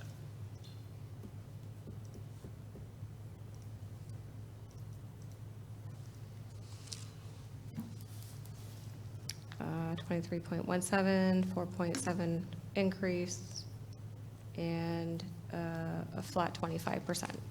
Okay, perfect, thank you. I just want to state for all the councilors on record, I am not going below a general fund of 25%. I think that it, because I would like to have a compromise of releasing the burden on the taxpayers, but also putting ourselves in a financial position. We don't know what's going on with the schools and the nursing situation. We don't know what's going on with the orphan bridge. So having a large buffer, and the buffer of the 25% would be roughly $7 million, correct? Through the mayor to Director Morrison? Yeah, they Correct. said it was 7.75. Yes. So that is where I think that is a solid buffer to have in an emergency situation, and I urge my counselors to support my number as a compromise between the original number and Councilor McBride's number. Thank you. Point of information, Your question. I'm just trying to make sure I phrase it as a question before I get it out.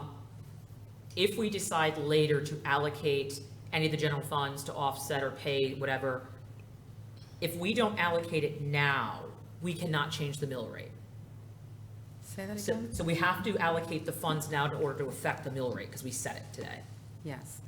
So it's not like we can go back later and move money and say No. we're gonna use more of that general, that fund. So if we Not- don't do it tonight, it can't happen later. Right. Is that correct? I just wanna make sure. That's correct. So it's very vital. I know that some people said there needs to be a review, but that will not help us tonight, because we have to set the mill rate, so we can't change anything after this. That's correct. Okay, thank you. All right, so I don't see any more Sorry, do I have another one? I'm not sure if I do. no, you're late. Go ahead, Councilor McBride. Go ahead. We can hear you. You don't need to yell now. Thank you. Apologize for being late. I guess I'm just confused because the $4 million increase going back a couple weeks ago, wasn't that like an 8% increase? I remember us thinking it was going to be an 8% increase through the mayor to the finance director. Through the mayor. The 8%, I don't know what you're talking about. What At one 8%? point, a few weeks ago, we were using $4 million of fund balance and the overall budget was going to go up 8%. And now we're down to 543. That was on the town manager's budget, maybe? For the education budget, that was Education. 7.9. 7.91, are you thinking? That's Because that was 8%. the I'm not education I budget. just remember the 8% number and now we're down. Just That's the question. education budget. Mr. Burt, what was your total percentage increase?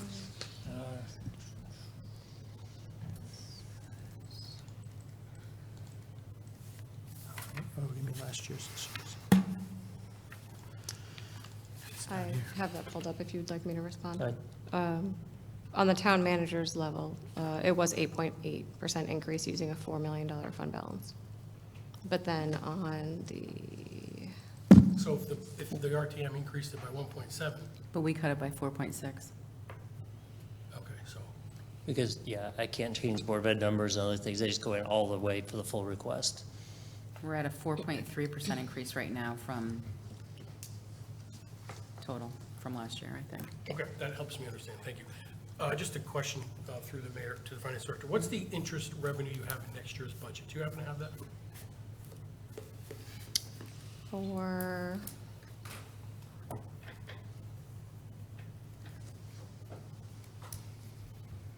for fiscal '25's budget, Yes. I'm guesstimating 1.25 million, 1,250,000. Okay, and that was before, that was 4, 5, 6 months ago before interest rates. Now the interest rates are moving, you're gonna pick up, you know, 300, 400, 500,000 more there. For the town council level, I had it budgeted at $1 million, but based on, like you're saying, changes that we've been seeing in trends, I did increase that for the final. Okay. I'm just thinking that that's an additional amount of money that's gonna flow into the fund balance that we're not including. We're including negatives, but we're not including positives such as that. I guess I'll just leave, my final comment would be, there was mention that it's a 7.75 buffer, and I think that's accurate from a buffer beyond 20%. The reality is,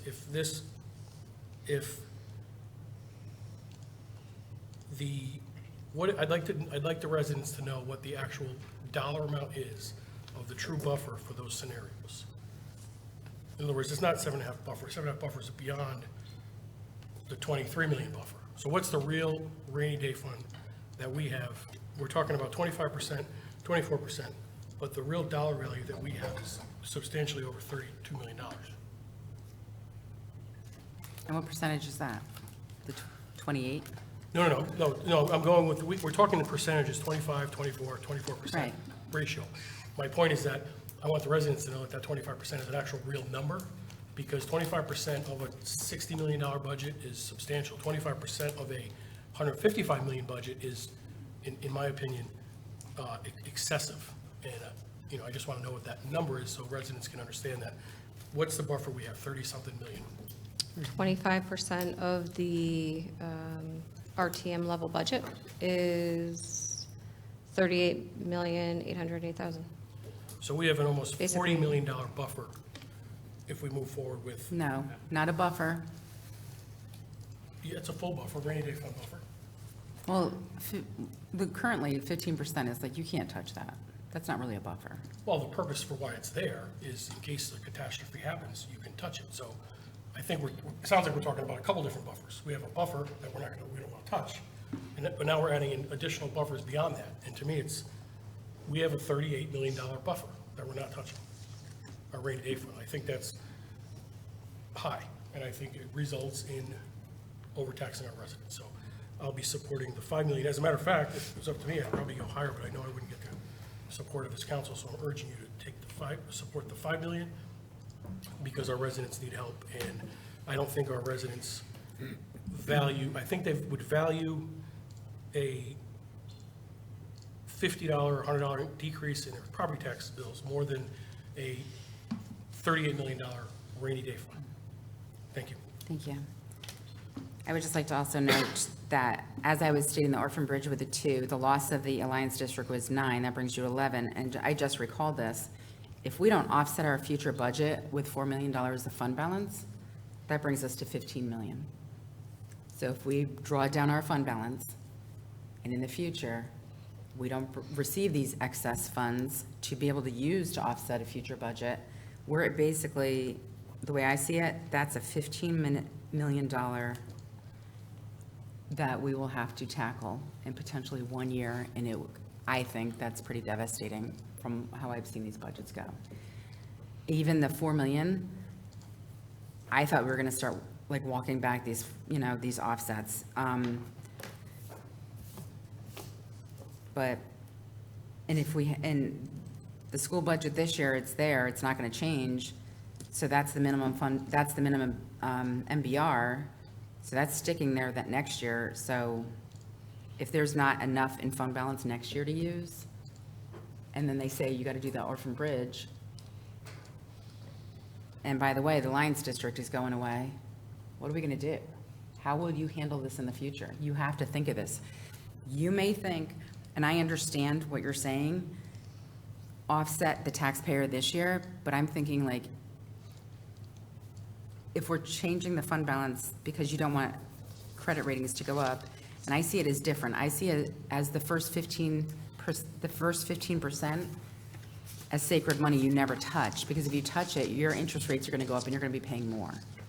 The next buffer is to go up to 20% from the 15 to the 20, that 5%, and that is supposed to be strict emergencies, a bridge collapsed, a roof collapsed, something major catastrophe, you know?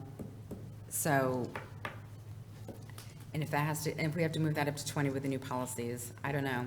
I'm thinking more long-term than gratification from just 1 year. I think, like it has been said, this council really did a good job at this budget, and we came in at a really good spot, and then we can't control what the RTM does. They saw fit to add in 1.7 more million. So here we are. How much of the fund balance do we want to use? And I will tell you this, I don't care who you talk to, you tell anybody, we have $38 million sitting in an account, they're going to be like, oh my gosh, that's a lot of money. Because there's a lot of money in anybody. If I have 15% of my annual income sitting in an account, I mean, think of it that way. Is it enough? Is it enough in case you had a catastrophe at your own home? Somebody was without a job for 8 months? Would 15% of your income be enough? 20%? Would that be enough for you to survive?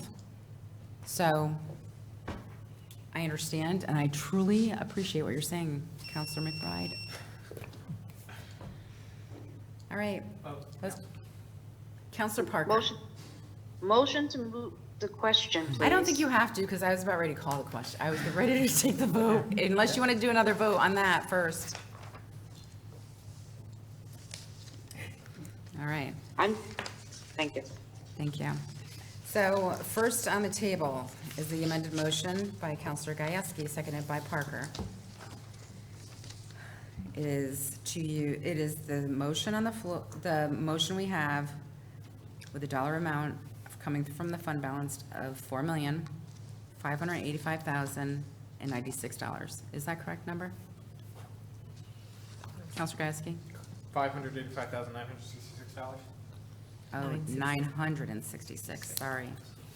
Let me rephrase that. Which is exactly 25. $4,585,966. So you would just change that in Yep. the wording up in, Which is 25% of the general fund balance. yeah.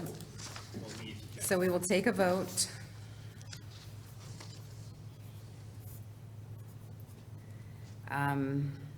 All those in favor? Aye. Aye.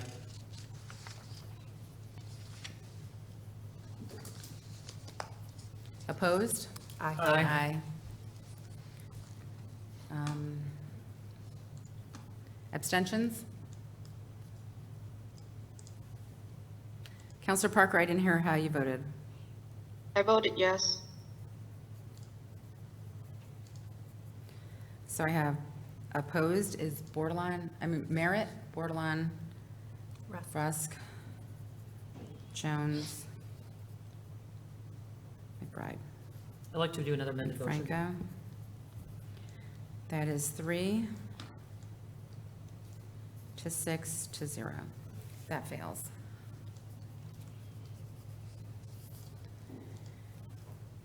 Counselor Bordelon, your amended motion?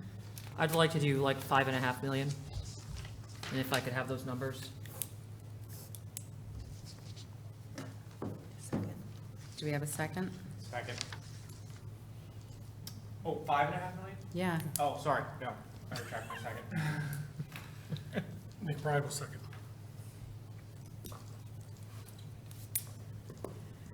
And through the mayor. Yes? My reason is, as Councilor McBride also stated, I think, in fact, I don't think 5 is enough.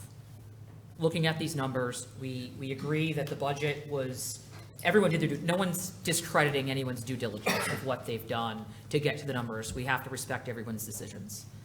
But I know that there was 11.7 million, John? Is that what you said? Of extra funding that we didn't know about when we were Is deliberating that on the what you budget? ended up with? Estimated, yes. Right. 11.7. So we were not anticipating that money at all when I sat down to do these numbers, and we thought we were doing the best town work under the parameters that we had. Well, now, we were gonna have less under the other numbers, but now we have 11.7 million. I'm not saying use all of that, but I do think the 4 that we originally gonna use, moving that up by 1.5 still leaves a positive over $10 million of extra fund that we were not anticipating, or at least I was not anticipating. Town manager said he wasn't anticipating that was going to come in as positive revenue to the town, which is wonderful. I can agree with Mayor Franco stating that we don't know what's going to happen in the future. So I don't think we should wipe all that out. But I think this is a fair number, and I would just like to see what that 5.5 would do to our taxpayers. We have to remember, there are a lot of people, we every year try to vote on raises for our own town employees, which is wonderful. Not every job gives raises. It's a misconception that every job gives an annual cost of living raise. Not everyone gets that. And we have to speak from a point of privilege that there are folks that do not get that. And sometimes it's not even at a cost of living rate. So yes, as we sit here and say, oh, on a $200,000 home, it's only going to be this, only to some people changes a lot on their monthly mortgage when they're looking at their rates that they're paying out for mortgage, insurance, and don't forget the cost of our assessments have already gone up. People have taken the hit.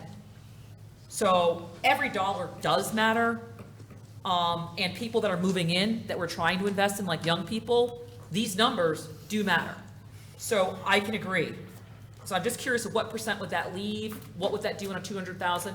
And we have to be fair. We have people who own $600,000 homes. Do we want to run them out of town too?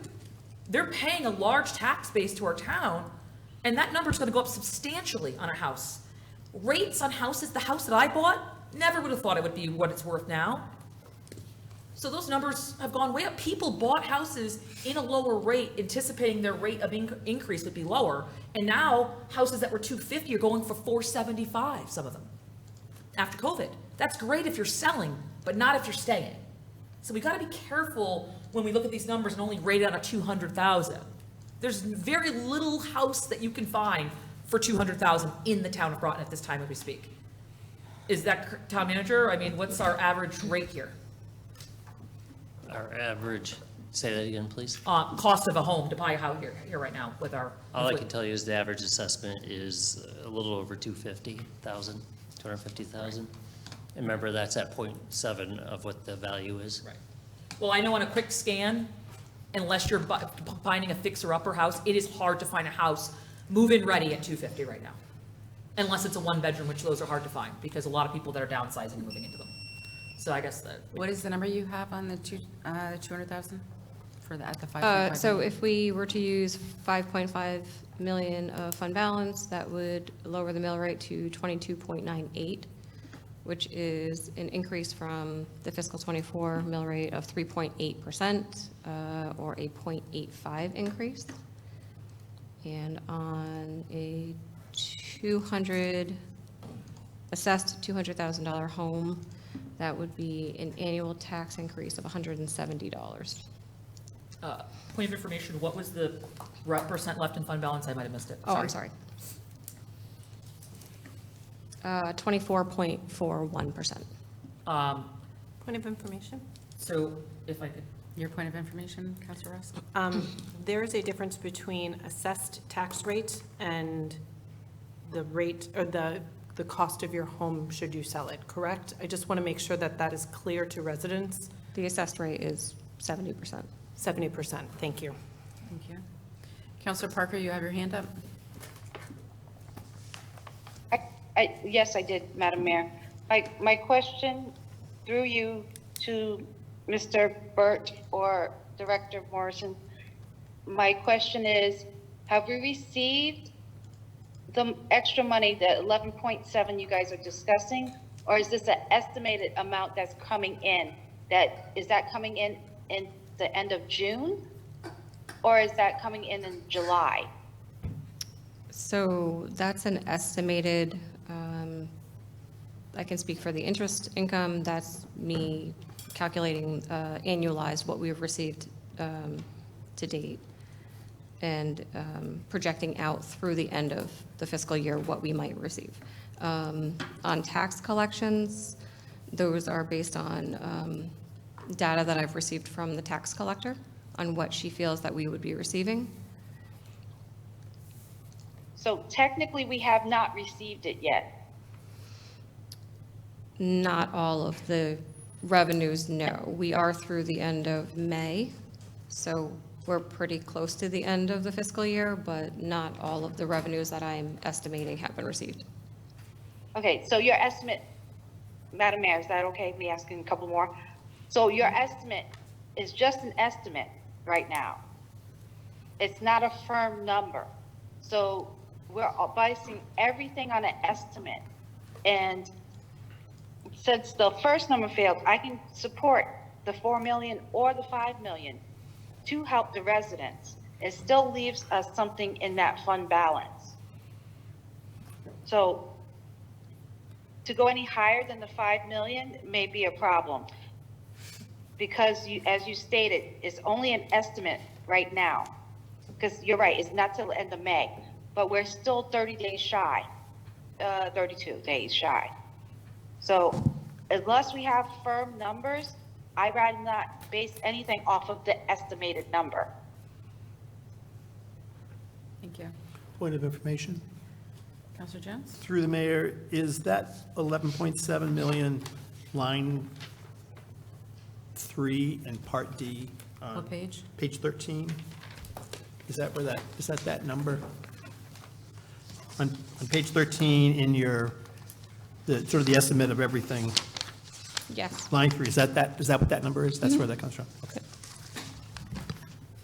Point of information, Your question? through you to the town manager. The percent you gave was 24.41. 4-1. Do you think that's something we can still move forward as town with? I mean, it's a policy decision, but I really wouldn't want to go beyond 5 at the most, but just until we have a real in-depth discussion.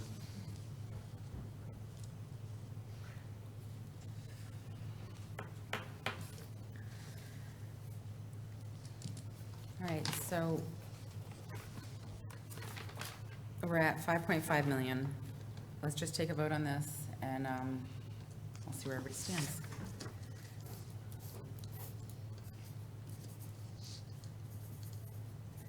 All those in favor of using 5.5 million of fund balance, say aye.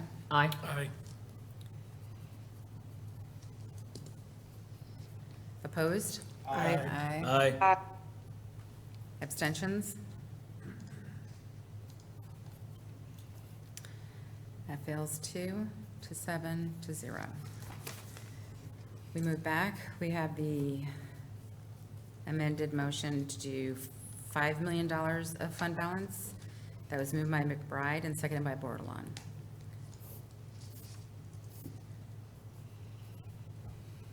All right, all those in favor? Aye. Aye. Aye. All right, I have Merritt. Bordelon. Rusk. McBride. And Parker. Yes. Opposed? Aye. Aye. Pacino. Franco. Jones. and Gajewski. And 0 abstentions. That passes 5 to 4 to 0. Make a motion, we take a recess. do we That have was, to- wait, that Sorry. was the amended motion. Now we have to pass it as a whole. My apologies.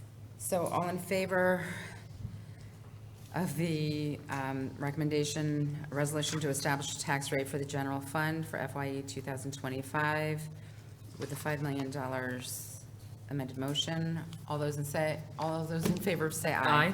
Aye. Aye.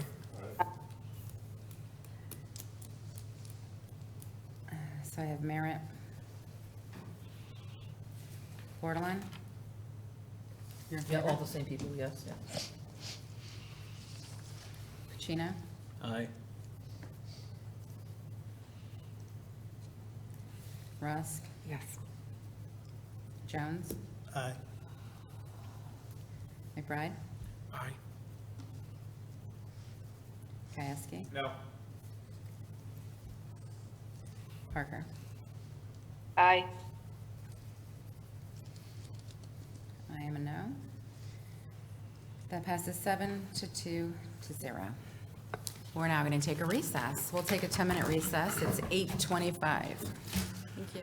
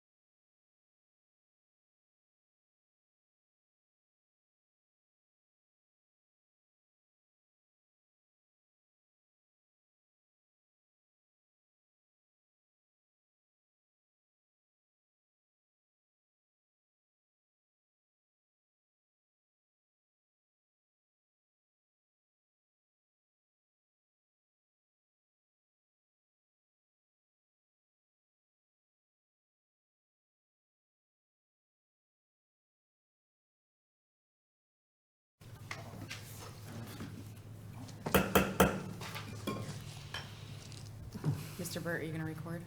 It is recording. We are back from recess at 8:44. We are on to our next item, which is 2024-514, Establishment of Tax Rate for Groton Sewer District. And Counselor McBride, would you like to take that one? On page 15. Yeah, did we? Just the motion. We moved past the buffer code, is that? It's That's the next next. page. That's the next one. We're on this 5B. Okay, mine, okay.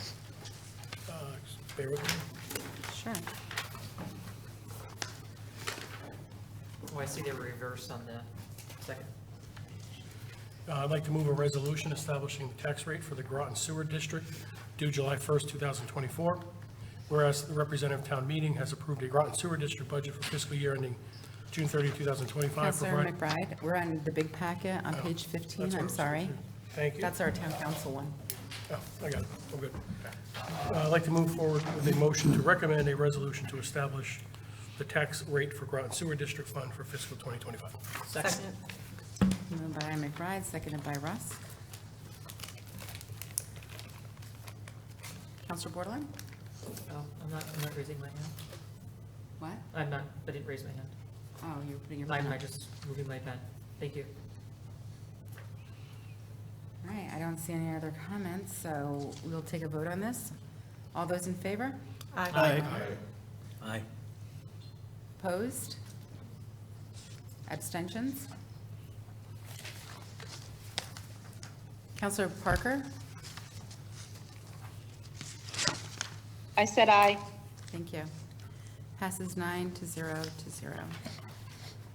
The next one is 2024-515, Establishment of Tax Rate for Mumford Cove District Fund. It is on page 16. Counselor Jones. Item 2024-515, motion to recommend a resolution to establish the tax rate for Mumford Cove District Fund for FYE 2025. So moved. Second? Moved by Jones, seconded by Borland.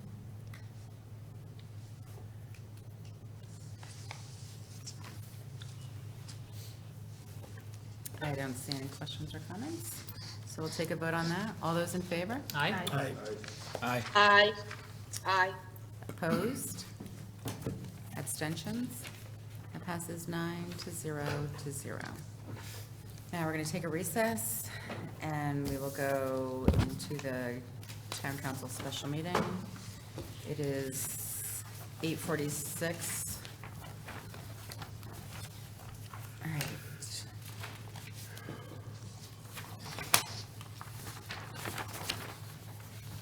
We now have roll call, and everybody is present. First item is 2024-516-1, Establishment of Tax Rate for the General Fund FYE 2025. Counselor Rusk, would you like to take that one and read this one? Okay. Resolution establishing a tax rate for the general fund tax due on July 1, 2024. Whereas the representative town meeting has approved a general fund budget for fiscal year ending June 30th, 2025, providing for expenditure appropriation totaling $155,235,906. And whereas the town council estimate cash revenue exclusive of FYE 2025 current property tax will total $42,204,494. Now therefore be it resolved that with 5 million. $5 million, that $5 million is hereby appropriated as fund balance available as of July 1, 2024 to partially meet expenditure appropriations contained in the FYE 2025 general fund budget, and be it further resolved that Subtract $1 million. that $1,108,031,412 is the amount that needs to be raised from property taxes, and be it further resolved that the tax rate due July 1, 2024 is hereby established at, I'm sorry, I don't have that number in front of me, 23.08. 23.08 mils per $1,000 of assessed tax value to raise $108,031,412 $412. I so move. Second, Bordelon?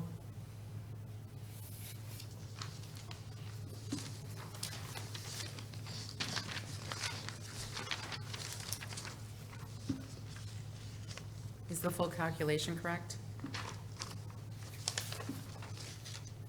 The calculation, subtracting out the million, so it would be, would you like me to read it out with the correct numbers? What are the correct numbers? Yes, please. It would be $108,031,412 divided by the $4,732,183,400 divided by the 98.9% times 1,000 equals 23.08 mils. Thank you. All right, that was moved by Rusk and seconded by Bordelon.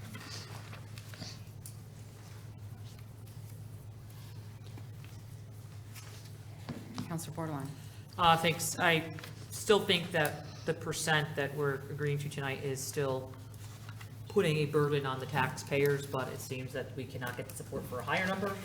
So that is why I seconded Council McBride's motion for the 500,000 of the general fund. 5 million. 5 million, sorry. But I do think that we could have done a little bit better, in my opinion. I know there's a lot of what-ifs. There's a possibility that the number in the end that's projected could be higher than what was estimated as it was stated. So I agree that we should not, that was stated by some counselors, that we should not sit on, you know, the money. The 11.7 million extra that was not anticipated when the town manager proposed his budget, the town council, and the RTM. When I made my decisions and things that we voted on, had no idea about those funds. Why would we? And now we had a chance to lower our mill rate even further. Do I agree with using all of that funds? No. I do think we need a buffer. I personally think a 24% mill rate, even a 23 would have been fine, 23 and a half. I still think this is a bit excessive, and I do have concerns with that. It's where's finding that balance. But tonight, we only could agree on the 5, and I will support that, obviously. And but I do think that we have to find another way of like looking and projecting. Yes, we can move money later out of the rainy day general, fund to offset things, but it won't change the mill rate after tonight. So it's great in one hand, but it's not going to affect the taxpayers immediately. It stays like this until the next budget year. So, but again, thank you for all the work, and we'll see where it goes.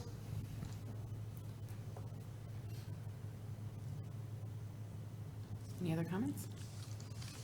All right, I'm just going to say that while I am not in favor of using the 5 million, I would have preferred the 4 million. I will be voting in favor of this because I do respect the will of the council and their decision, and I think we worked really hard on this budget and did our best, and I think this council really tried our best. And I don't think that, while I hope in the future we do get extra funds and we could worry about what happens in the future, I do have concerns, and I would like it on the record that I have concerns about using excess funds and how that might impact us in the future. I will be in favor. Thank you. So let's take a vote. All those in favor? Aye. Aye. Aye. Park, aye. Opposed? Aye.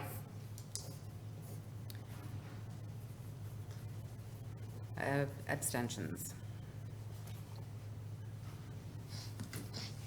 All right, that passes 8 to 1 to 0. On to 2024-515-1, establishment of tax rate for Milford Cove District Madam- Fund. Madam Mayor, Yes, you didn't say who was who opposed. I'm sorry, it was You gotta- Gajewski. Gajewski opposed. Thank you. Thank you. On to the next. 2024-515, establishment of tax rate for Mumford's Cove District Fund. Counselor Pacino, would you like to take that? I actually didn't bring that back with me. I was not prepared. Everything? Yep. Everything. Okay. Resolution establishing the tax rate for Mumford Cove District due July 1st, 2024. Whereas the representative of the town meeting has approved Mumford Cove District budget for fiscal year ending June 30th, 2025, providing for expenditure appropriations totaling $21,362. And whereas the town council estimated the cash value exclusive of FYE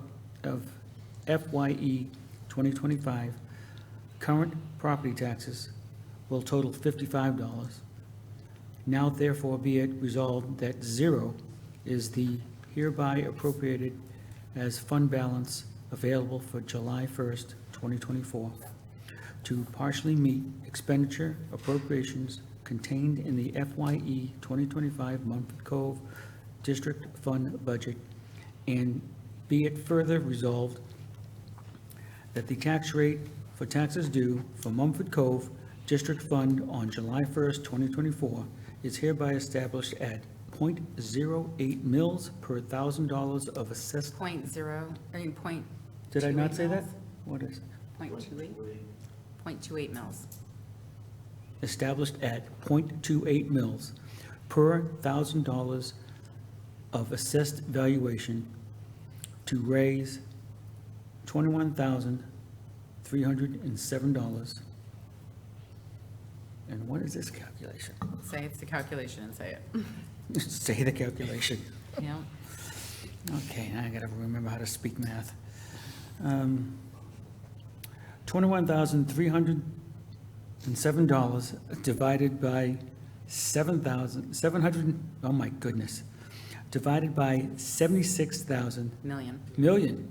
76 million, 734, 700, I got my dyslexia going on. Sorry, folks. That's all right. I'm going to start again. 21,307 divided by 76,743,554 divided by 99.4% times 1,000 equals 0.28 mils. Second, Board 11.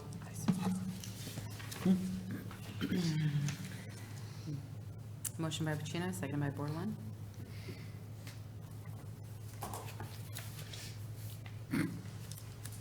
All right, seeing no comments, we'll take a vote.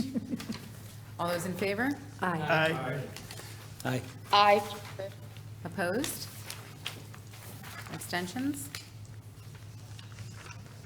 That passes 9-0. Up next is 2024-514-1, establishment of tax rate for the Groton Sewer District, FYE 2025. Counselor Merritt, would you like to take that one?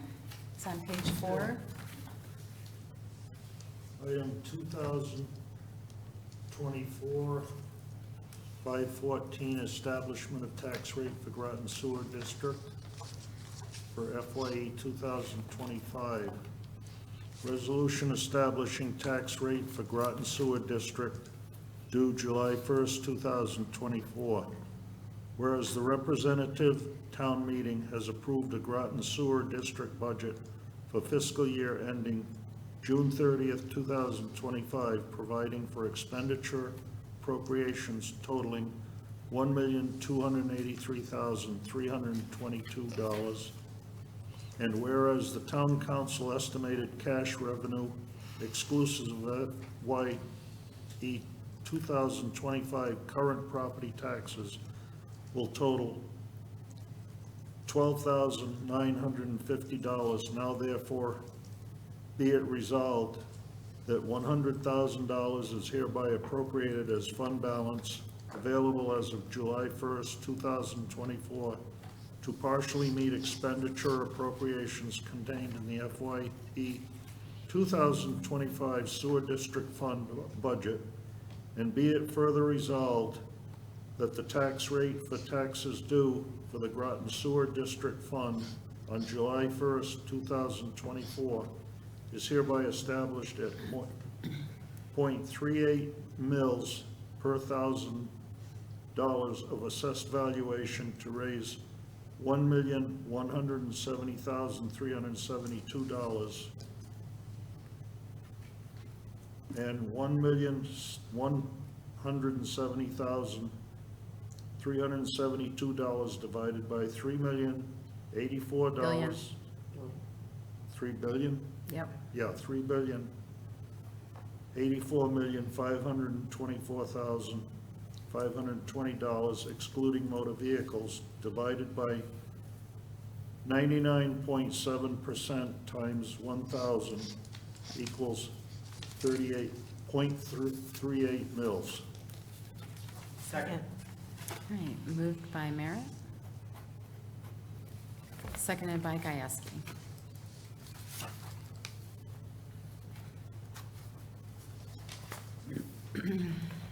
Okay, not seeing any comments, we'll take a vote. All those in favor? Aye. Opposed? Aye. Opposed? Abstentions? That passes 9-0. We will adjourn the special meeting at 9 o'clock. Do I have a motion? Make a motion to adjourn. Moved by Rusk, seconded by Gieske.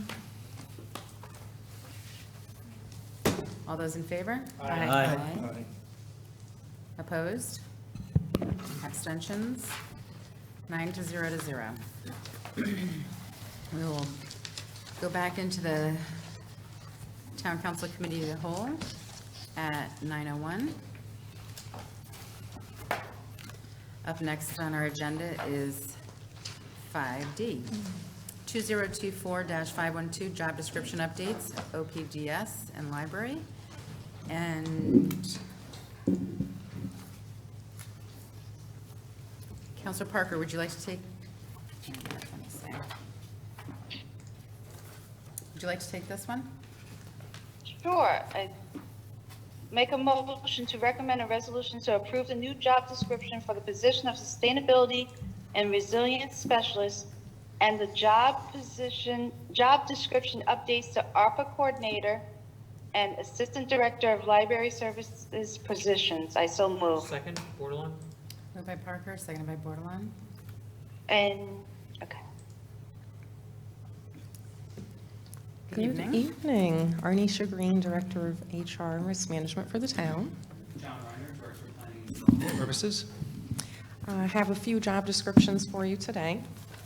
The first one, as you've heard Director Reiner mention, is for the newly approved Sustainability and Resilience Specialist, and that covers all of the supporting initiatives that that division has been successful in obtaining, and now it's just the part of moving it forward, really, is what I've heard in the other meetings, the importance of this position. And we did partner together on this job description and completed our newly attained process for making sure we're equitably looking at the salary range, which you'll see listed there. And this remains a non-union position as the same as the manager. The next one you have is the ARPA Coordinator, and there are no changes to the content of it.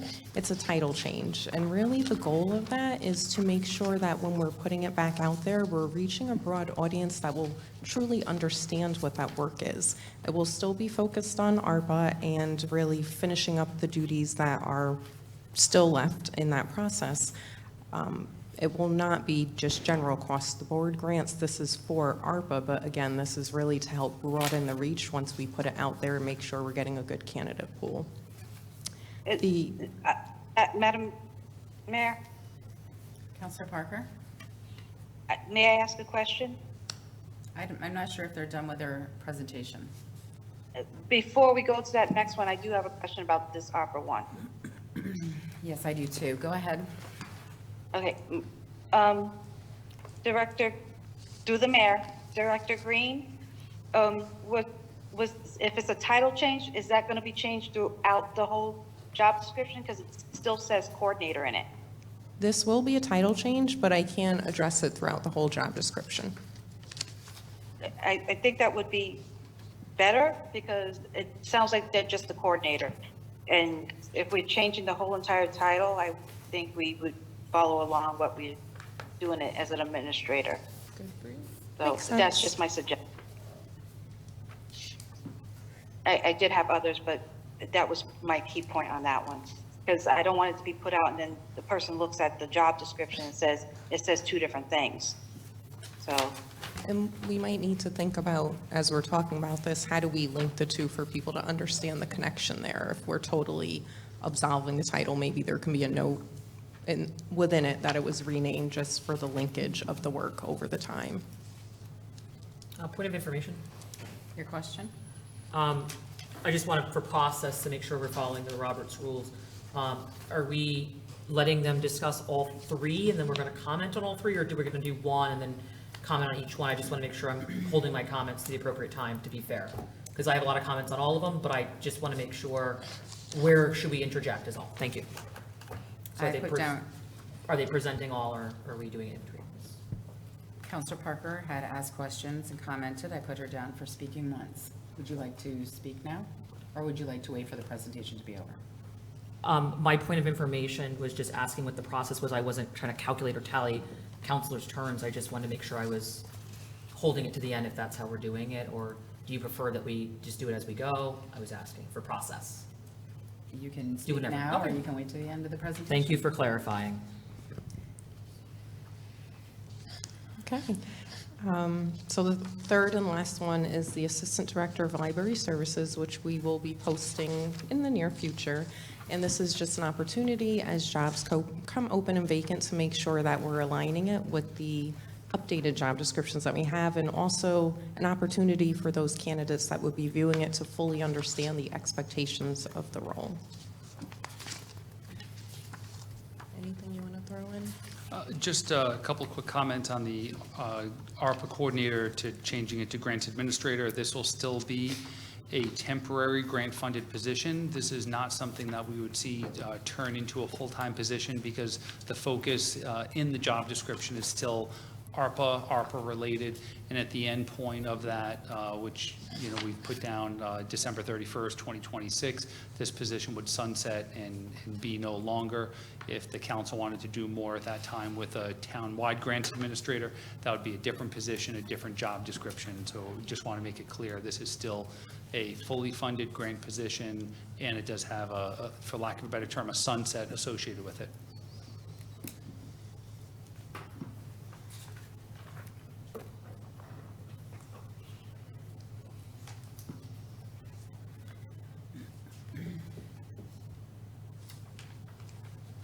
Any questions, comments? Counselor McBride? Thank you. With regards to the proposed grant administrator position, will ARPA funds be used to fund this, or is this in the general fund? This is ARPA funds. So ARPA fully, funds for 4, 5, and 6? correct. So this is ARPA funds, fully grant funded for the remaining time of this position. And could I just add, those have already been allocated in the past, so there's no change. Okay, thank you.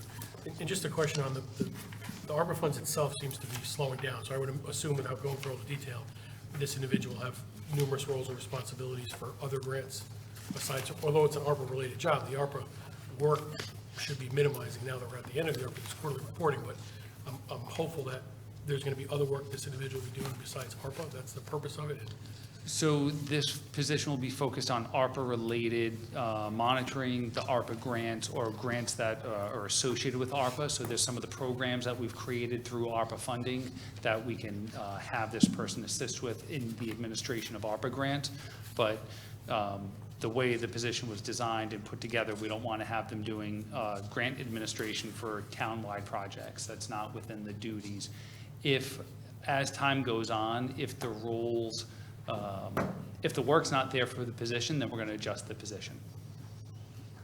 So right now, there's still a need for a full-time position to help manage this program, the agreements in place, the reporting that goes along with it, as well as there have been some ARPA-related grant programs that we put together, the business pivot loans, the some housing loan programs through our community development division.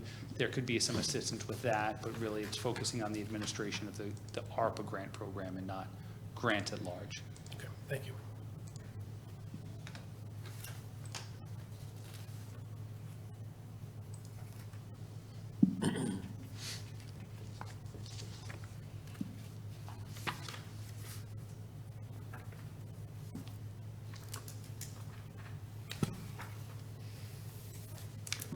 Can I just ask why, maybe I missed it, why are we taking out the actual title of ARPA coordinator and changing it to grant administrator instead of leaving in ARPA in there? Because it is specific to that. So one of the problems we had when we first posted this position, and I see it again in the future when we post it again, is ARPA coordinator? What is that? That we know what that is, but to most people that administer grants, they're not, for somebody that does grants across the board, an ARPA coordinator seems a very specific thing. And the talent and skills that we need from someone is somebody who administers grants. So hoping to get a larger pool of applicants in the current job market, just trying to not change the job, just change the title so that will actually catch a few more people that could do this job and might not have looked at it otherwise. Okay, and because the first sentence in the position overview is like, we're set to receive $8 million. So We were trying not to open up the whole job description too much and just, make a simple text change to the title of it, but keeping all the duties in place without doing, because, some of that essentially in 3 years, this job position's gone, this title will be gone, and we don't expect any ARPA monies in the future. So and when does this position end? December 31st, 2026. At the latest, it has to be. Yes. It may end sooner than that, And this position is open now, you're saying? Yes. That's open now, correct, yes. And one thing to keep in mind when we post, there's a write-up, so there's an opportunity to dive into some of that and tie those loose ends or maybe confusing ends that you're talking about up.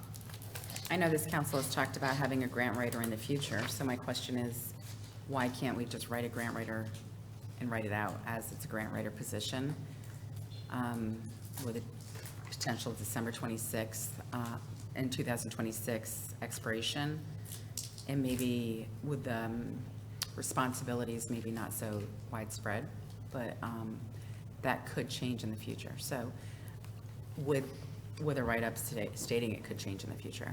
So Well, just to mention, right now, there's enough to keep this one full-time in ARPA. I'd like to have a broader discussion on the grant person, just because I'm not sure for sure if I go to planning, it might go into my department. So I'd rather not count on this one as the grant writer in the future, administrator. And I would like to, yes, I mean, in the future, we'd like a grant administrator, 100% agree with what the manager said of where the location of the person will be. But if we start writing the job description now more broad base, I want to make sure that we just kind of stay in the lane of what the ARPA fund should be used for, kind of what the council delegated those funds for. And, I think at a future discussion, once we get somebody on board, if we wanted to make it more of a permanent position, we could always have that discussion and change the job description then. I was trying to make it as No, I least understand. complicated, because we could have posted the position as it was. And as we were looking at kind of, timeframes of when we would get to Cal and council. And it's like, hey, can we just do a simple name change to make the position a little bit more marketable? all right, My and this is, concern would also be about the use of it with ARPA funds. thank you. And the Sustainability and Resiliency Specialist as attached, this has gone through Megan, and this is what would work with what she's looking for, type Yes. of work? Okay. Yeah, she and I worked on the job description together, and then worked with Arnisha on that, and went back and forth on some. Thank you. Counselor Bordelon? Yes, my first one, the sustainability and resiliency. Can you tell me what a level 5 is besides just a non-union?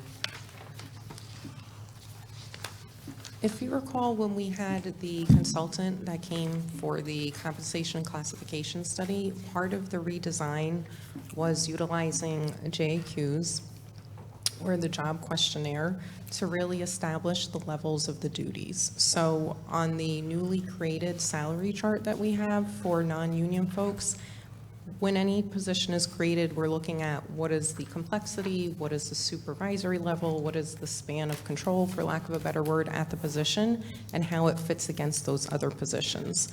So that was created with that project that we did, and we worked together to review those duties and where it would be slotted, for lack of a better word, amongst the other positions.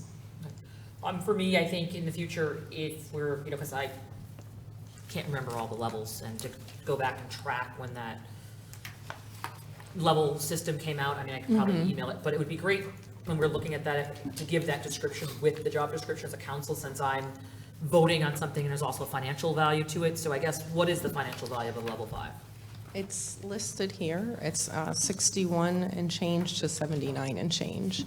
And that would usually be one of the things that I work on with the director, to really dive into what the duties are and how those work with the other positions. So it isn't necessarily something that, with all due respect, is council-driven by discussion. It's really based on how we've assessed the other positions and making sure that we're doing that in an equitable fashion against each other.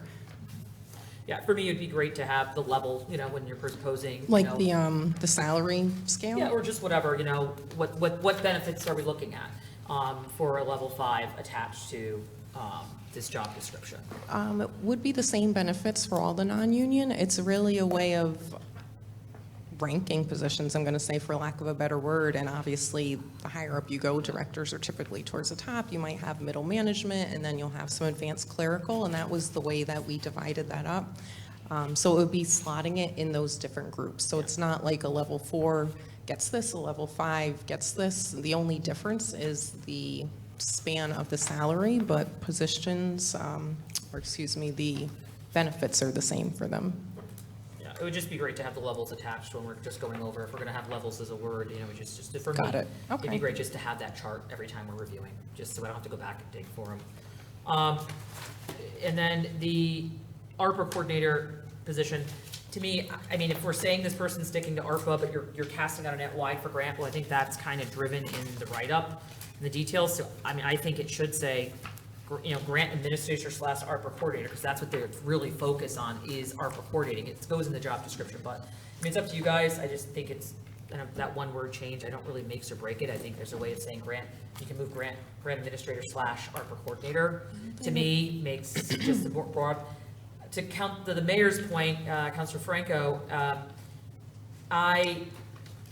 we've talked about a grant writer down thing, and I think what makes something more, when you're taking what I consider a contract position like this, is, yes, it might be a different department that the grant writer may go to, but a nice write-up where it says, you know, there may be possibilities for positions beyond this. So, because if I was applying, I'd be like, wow, okay, I can do this for a couple of years, and they may, nothing's been voted on, be looking for a grant writer later. Might not be the same division or department, but is for the same town. I mean, I don't know, there might be a way to kind of cast that to, you know, a lot of the short-term jobs like this, one of the benefits is sometimes there is a possibility of a position at the end. The leeway that you have with that is, and not wrapping that person into this one, is because if they don't work out, there is an end date. So you don't have to go through the firing process. You can, you know, sunset the position and cast a hire out. Well, you could get some really, in my opinion, good candidates by saying there's been talk or possibility of a grant position in the future. And, you know, that, I mean, again, nothing's guaranteed, but it does, I don't know, just a thought. That was my only thing on that one. And yeah, those are the only questions I have. It's just, you know. I try to be careful about that. I think of a couple of things. If we have this position, it actually does run into 2026, the council might decide for a grant writer before that. And it's not necessarily that, you know, this person might move into that position. And the other thing I think about is the callings might be slightly different. Like if we're looking at a a grant writer in general, that's maybe a bit different than an administrator. So I do think it's two separate tracks, although I know the conversation has been out there, as the town manager has mentioned, in interest. I do think they're separate and apart and want to be careful around linking that too much in people's mind. Yeah, I mean, it's half dozen another, everyone has their opinion. Yes, yeah. I'm just, it's in front of me to comment on. So it's no disrespect, it's just, No, understood. going through it. And I've read some other applications and have interviewed myself, and I'm personally saying it would do no harm to say that, Groton's always looking for growth. Some towns have a slogan. The town of Branford, or whatever, is always looking for growth, and there's always possible potential for advancement internally. It does sell the package, I think, because it's hard to get the quality when it's such a time Short, people are yeah, nervous. agreed. So, that's just my only thought. But, that's my comment. What you choose to do with it is your decision, and I respect it. Thank you. Thanks. Counselor Gieske? Thank you, Madam Mayor.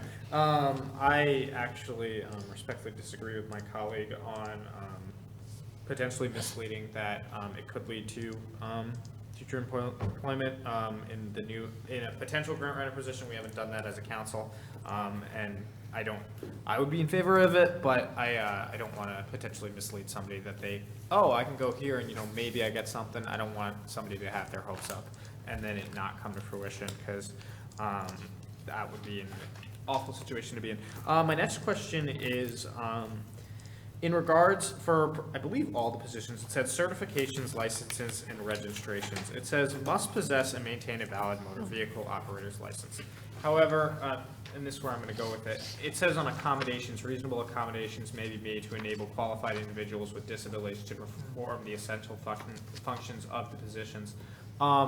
Would that be accommodate if somebody is disabled and they are not able to legally possess a driver's license due to their disability, not if it was legally taken, if their license was revoked? Would that accommodation be in one because I just want to make sure that qualification would be modified if it was a certificate, licenses, or registrations, because it does indicate that it's a requirement, but it also says accommodation. So I just wanted to clarify that confusing thing on all of them. Much or all of our job descriptions do have that format that often town business involves travel, and it has the ADA accommodation as well. I cannot give you a blanket answer, yes, we'll accommodate it. It depends on the doctor's note that comes in and what the ask is. So I can say we will always interact and have that dialogue with somebody if there's a request for it, to see if it can be reasonably accommodated. And that's part and parcel with HR, working with the department to see what that looks like. So we're open to the idea of looking at it, but without anything in front of me, I'd be remiss to just give you a yes. And through the mayor, I just wanted to make that, because there are members of our community that do have legitimate reasons, and I just wanted to make sure that, we do follow ADA. It is an amazing legislation. And that is it, and I understand what it would be, the information provided by the applicant would be considered. All right, thank you, Madam Mayor. You're back. Thank you. Counselor Rusk? Just real quick, I want to say, through the mayor, I'm very excited to see the sustainability and resiliency specialist coming up so quickly. I know that was something that came up in the budget, and I'm very happy to see that. My one big question, under grant administrator, it currently says temporary 3 to 4 year grant funded position. If it ends December 2026, will it reflect that change? That's something I would look to put in the write-up. I think there's a lot of area for clarification in that write-up, and that goes in our postings. And when it's lifted into other advertising vehicles, that piece would go with it. Okay, thank you. I definitely respect the fact that it is in there and that people are aware of what the position entails. So thank you so much. That's my only question. Counselor Borderline? Thanks. Just one of the things I just wanted to state, because it was something I was pretty, important to me when I got involved. One of the reasons I got involved is just, looking at ways that we're diversifying our community that we serve. Like the school states that they have 54% enrollment of minorities, which is, a good percent of our population. And so looking at this, are we working hard to make sure we're casting the net out as far as we can and looking at Black student unions and colleges to really help diversify our community. That was something that I think when I first got involved, I know the town manager, it was something I would say over and over, and it's something I still feel fairly firmly about is, there are ways that other towns are making the initiative and they're doing the job searches and making sure that they're sending these things to, like UConn's Black Student Union. It is important too, because it also helps drive, no matter race or whatever, ethnicity, gender equality, but it also drives our youth coming in when you reach out to certain colleges, because folks that are going to make 60 or 70,000 will relocate 45 minutes for a job. So you might not find the pool here. And it is important that we are, keeping the job open and making sure that we're getting a broad number of applicants. So that's my question is, what is our process that we're doing? Because it has not, we haven't got an update on that in years. I honestly haven't asked, to be quite frank. We do have a supplemental email list that the postings go out to. I believe there's colleges, sub-base, might be some churches on there, some nonprofits. I don't have the list with me, but that's something that we've talked about in our office and we'll continue to work on with the DEI Collaborative.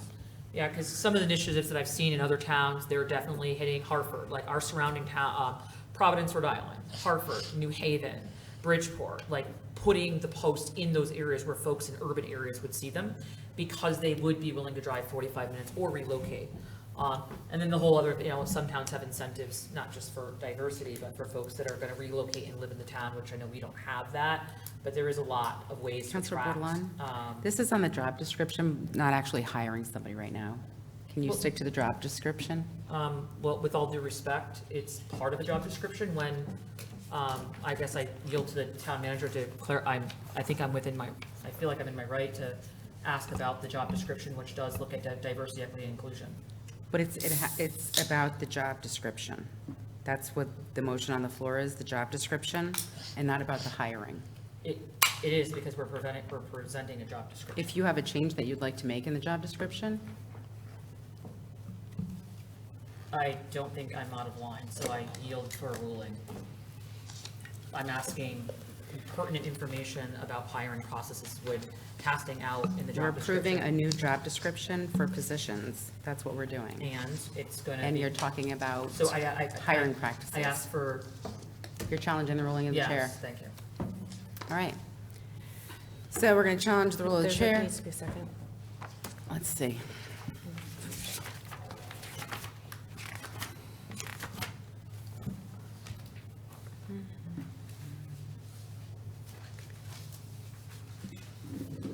You need a second. Second, can I ask you?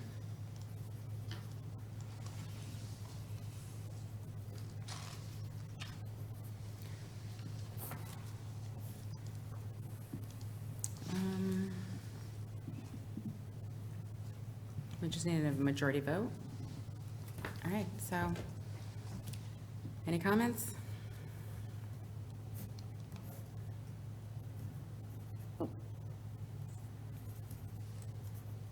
Madam Mayor, Councilor Parker?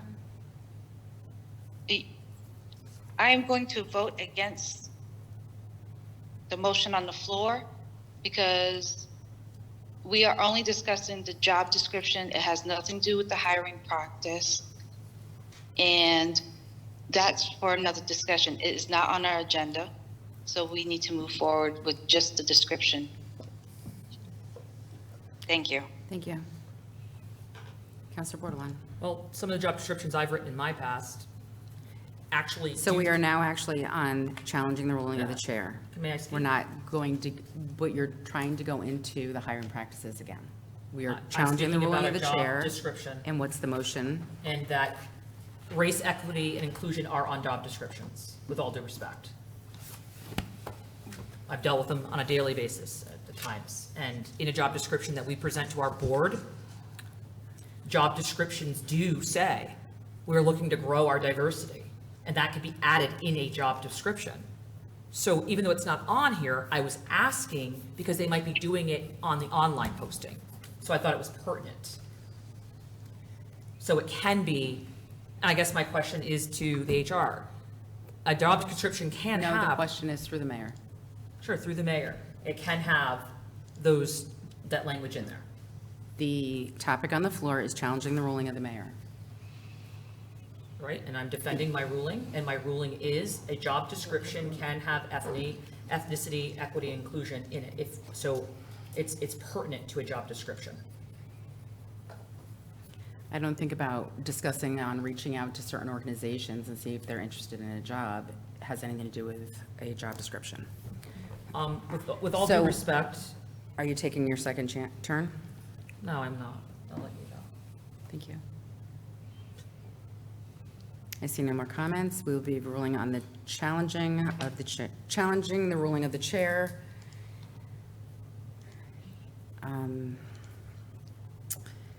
Roll call, please. All right, so how am I going to do this? Challenging the ruling of the chair.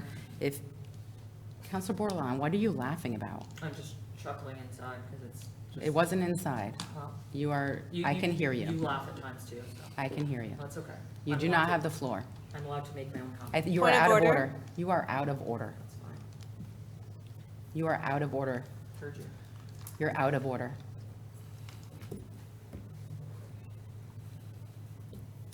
So we will make, it's the ruling on the challenging the ruling of the chair. I don't even know how to word this. I don't even, because we've rarely had to do these before, so I'm not really sure how this, Point of the information? wording of this. I am in the middle of something. Hold on, please.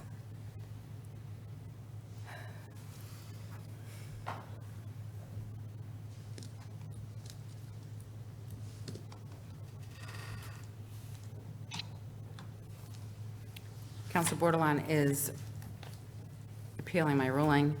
If you are in favor of appealing my ruling, you would vote yes. Point of information?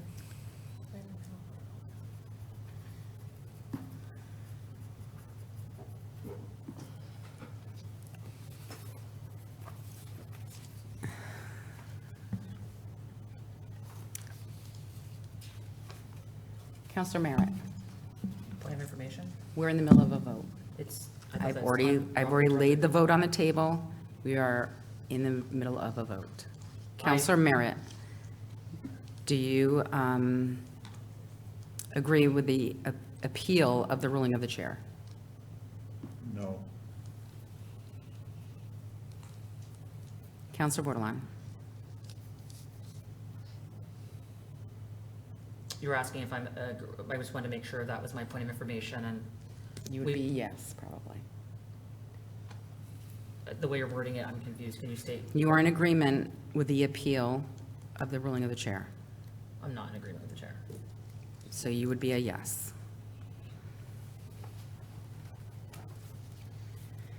Counselor Pacino? No. Counselor Ross? No. Counselor Jones? Nope. Counselor McBride? No. Counselor Gieske? Yes.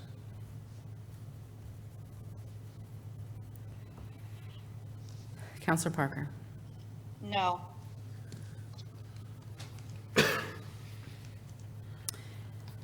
That fails 2 to 7 to 0. You have 53 seconds left, I believe. Is that correct on the time? Correct, Madam Mayor. If you would like to discuss the job description. Okay, so job description, not looking, is there any job descriptions where you put ethnicity, equity, and inclusion information in them? Some towns do, that's why I'm asking. I can read to you what we have been adding into our job descriptions for a majority of the time I've been here. Accountable for ensuring that equal opportunity, diversity, equity, and inclusion are integrally tied to all actions and decisions in areas of responsibility. Thank you. You're welcome. Do you yield your time? If I stop talking naturally, I'm done. Thank you. That is out of order. Council Bordelon?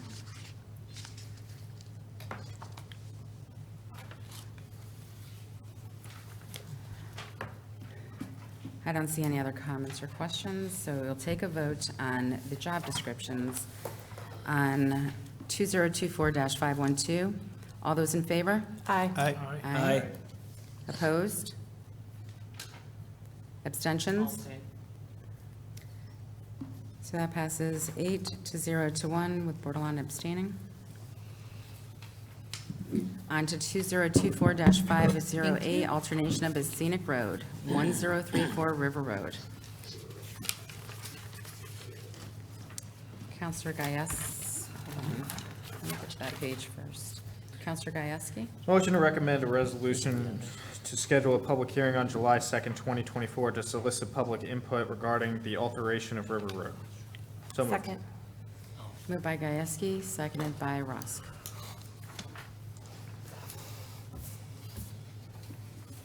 Good evening. Tonight, Ryan Chevalier, a licensed surveyor with CLA Engineering, is here on behalf of Tim and Maureen Wilson if the council has any questions. But tonight is to schedule the public hearing for an alteration to a scenic road. In this instance, I mean, he could certainly just, if you want to get a background of what they're proposing to do, essentially, there was an existing house on the lot. They demolished the house. They are looking to build a new house on the lot, keep the existing driveway, but to change some of the grading on that driveway so it matches with the existing grades on River Road. Again, Article 5 of the Groton Code of Ordinances, designation of scenic roads prohibits a scenic road from being altered or impaired unless there's a public hearing. So again, the changes here, pretty minor. They're just going to be changing the grading, not removing stone walls and doing other things along those lines. But there is a representative from the applicant here if you'd like for him to present a plan. But again, tonight's purpose is really to schedule the public hearing. At the public hearing, we would ask him to make a full presentation of what they're doing, see if there's any feedback from any abutters or others, close the public hearing, and then it'll be addressed at a future CAL meeting after that. Do you have any questions? Councilor McBride? Thank you. I just have a question. I was going to bring it up at next week's meeting because I think we have another hearing on July 2nd as well. I was just wondering if we wanted to consider moving the hearing till the 9th because I'm concerned that that's a week a lot of people take off and they're not in town. So I'm not sure if that makes any sense. Are we limiting potential participation by having it on that week? That would be my only question. So I'm in favor of having it. I'm just concerned that that's a tough week. A lot of people aren't here. Our public hearings usually during our town council meetings. Usually are, but it's not a requirement. I remember them always being there, typically. Just a thought. I mean, I'm not sure if it makes sense or not, but I know a lot of people are away. So for the council to consider. And that can be decided next week. It doesn't have to be decided now. Okay, thank you. Councilor Bordelon? Yeah, I can agree with that. I mean, that is a kind of something, for me, like trying to meet that with other existing requirements. So that's kind of a tough alignment there. So I could agree with like moving it to a different date, just so everyone can say that they had the fair chance to attend. I'd be interested to see what he brought for a poster board. I mean, he did come. I mean, it would be important that way if we at least get a look at it. We could generate any questions for people prior to the public hearing. So I would ask that we just at least allow us to see the poster board, let it be projected up, and We will take a consensus of the council if we want to go into the presentation this evening, or do we want to wait till next week? Is it the same as this? It is, it's in our packet, yes. So Councilor Merritt, would you like to see a presentation tonight? I think we can wait for the public hearing. Councilor Bordelon? I just wanted to clarify, I didn't see a presentation, I just wanted to see the board, and that way it could generate some questions, that's all. I didn't want a full presentation, but, so I'm just going to abstain from that vote because it's not what I asked. Councilor Pacino? I don't need to see the presentation, Madam Mayor. Councilor Rusk? No, thank you. Councilor Jones? No, I don't need to see it. Counselor McBride? I'm okay with proceeding as is. Counselor Gieske? I'm okay with proceeding as is as well. Counselor Parker? I'm okay not seeing it this evening.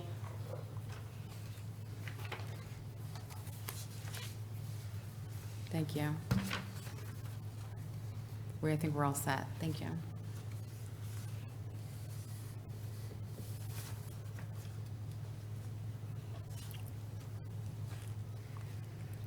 I don't see any more hands, so we'll take a vote on setting the public hearing for July 2nd. All those in favor? Aye. Aye. Opposed? Thank you. Opposed? Abstentions?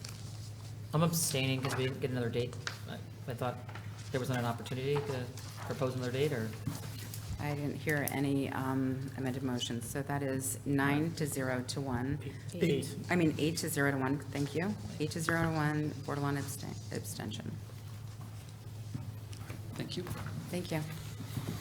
Up next is 2024504, Master Municipal Agreement for Construction Projects. Counselor McBride, would you like to take that? I believe it's on page 39. Yes, I'd like to make a motion to recommend a resolution authorizing the town manager to execute the agreement entitled, quotes, Master Municipal Agreement for Construction Projects, end quotes. Second, Jones. Moved by McBride, seconded by Jones.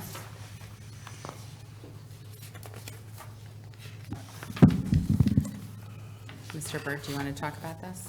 Sure, this is similar to two other items we've had in the recent past over the last month or so. Department of Transportation, in order to speed up processing or review of language and agreements, had the Attorney General do some of the boilerplate review in advance. The towns must agree to the boilerplate and become part of that program, and then it speeds up being able to utilize Department of Transportation dollars. We did one for right-of-ways and design services, so now it's the construction. As far as I know, this is the last one and cannot be changed.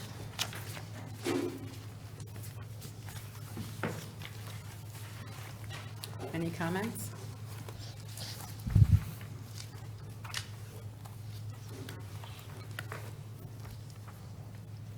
All right, seeing no comments, we'll take a vote. All those in favor? Aye. Parker, aye. Opposed? Abstentions? That passes 9-0 to 0.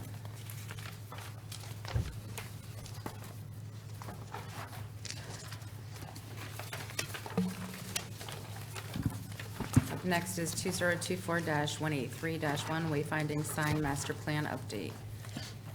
Counselor Jones, would you like to take that one? 2024-183 Wayfinding Sign Master Plan Update. Staff is looking for input from the town council on the suggested signage for Route 117/Route 1 intersection. So moved. Second? Is that a motion? It's not a motion. Oh, no, it's not even a motion. Do I need to, oh, actually. No, that's not even a motion. I'm so sorry about that. No, just, We don't have to. We'll make a motion if we want to during the discussion. I'm sorry. Good evening. So I think John was promoting Coming over now. Randy Collins, as well as, I think Nate from Beta may also be waiting on the call. All right. Also, during this presentation, can we have the photographs brought up onto the screen as well at some point? So we can, people at home can also see as we're having discussion. Yeah, Randy was going to actually do a little screen sharing. So Great. Thank you. again, just introductions. I think everybody remembers Randy Collins from Beta Engineering. He's been working with us for a number of years on our wayfinding signage master plan. So a few months back, we were discussing an update to this plan, or really just kind of a revisiting the plan itself, which we had put together a number of years ago, have been slowly implementing the plan due to just the way we've been funding it is a little by little through CIP projects, I think a little bit through some ARPA funding. The council had some specific questions about a few signs around, a lot of focus on the sign at the Route 17, Route 1 intersection. Randy took a lot of that information. He and Nate from his firm did some kind of new redrawing of that and some ideas, and we're here to discuss those. So Randy, I don't know if there's anything that you or Nate wanted to jump in and share, and kind of the process you took, and if you want to bring your screen up so that we can see. Perfect. And Randy, you're muted.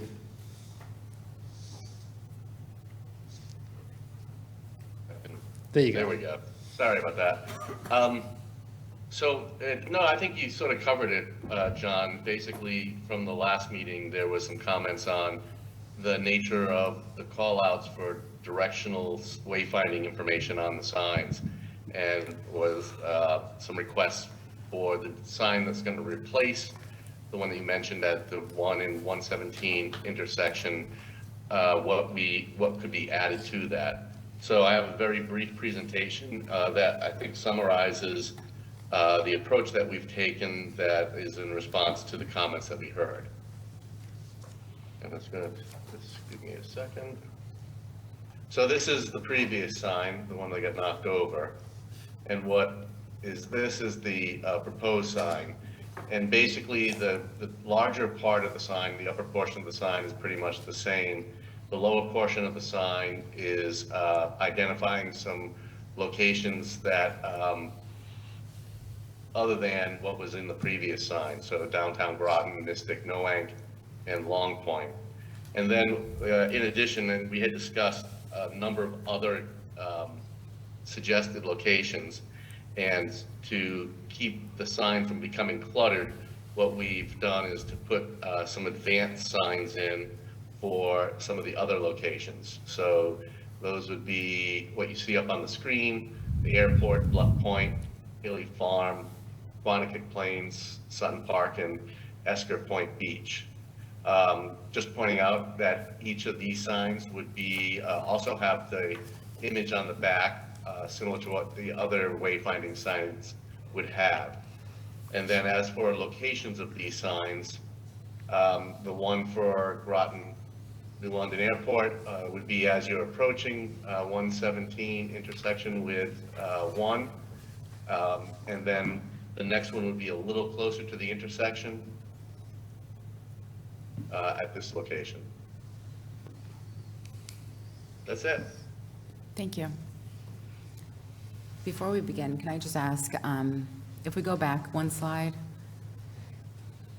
this, the location of this sign would not be in front of the USS Groton sale, would it? I don't think so. We'll check that, but I don't think so. Because that one's 450 feet from the intersection. This sign will replace an existing sign that currently has Groton London Airport on it only. Okay. All right, do we have, so I think from my recollection from the last discussion was we were going to choose between, do we just want to do the sign at Route 117 and Route 1 alone? Or do we want to have it with that sign as well as other signs going down 117? So I would say, I'm just going to throw it out there, the one on 117 and Route 1 alone would be option A, and if you wanted to add the other ones, would be option B. Okay? May I ask, I'm sorry. Quick clarifying question. What is the picture on the back, the rear graphic picture? Looks like downtown Mystic to me. That's correct. It's downtown Mystic. Thank you. From years ago.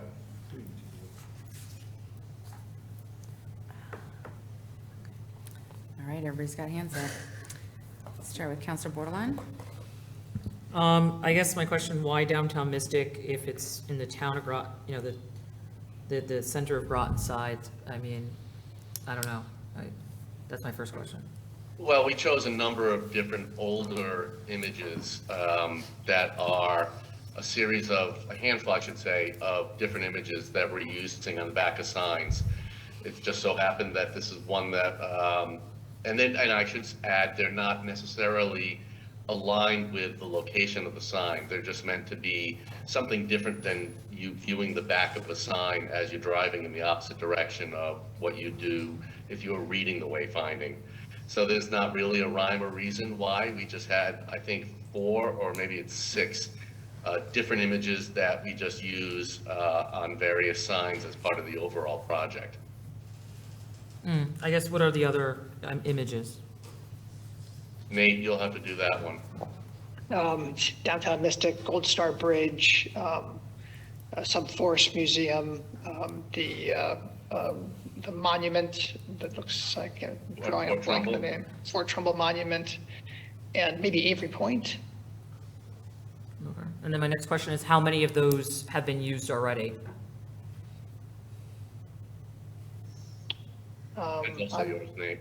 Yeah, I think maybe 2 or 0. I'm not sure. We may have 2 in holding right now. And which 2 are being used? I'd have to get back to you on that.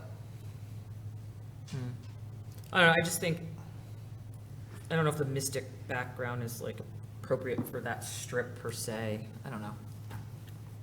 I understand that perspective, but I would say that perhaps it kind of, follows along the line of the explore more options. So you see these elements of the town that are in different areas to help encourage that behavior. I guess for me, as a person who grew up in Mystic and now lives on the town side, I think people really know Mystic and they get off at that exit, not usually this one. For Mystic, I don't know many people, unless they get off by mistake, that head to Mystic typically that way. They go further down, either 89 or 90.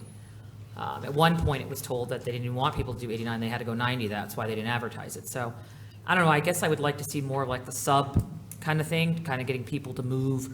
We got enough people going to Mystic, which is wonderful, but we need some people to move the other direction. Right, and just to be clear, if you were driving from 95 down 117, you would not see that because it's the backside of the sign. Dan. Through the mayor, can someone please stop my time? Oh, sorry. That's okay. Again, I don't know if, for me, I think the Mystic view is wonderful, but I don't know if it's appropriate for that. I think the Mystic view maybe towards the Navy base to draw people towards Mystic maybe, but it's just, one thing, that's what I was asking. I think in that area, I think getting people to kind of go the other way. I don't see anything about Bluff Point here. And that, I would say for me, as a person who takes my. Bluff Point State Park? So we can't advertise it. It's on the sign. It's on. It's on there.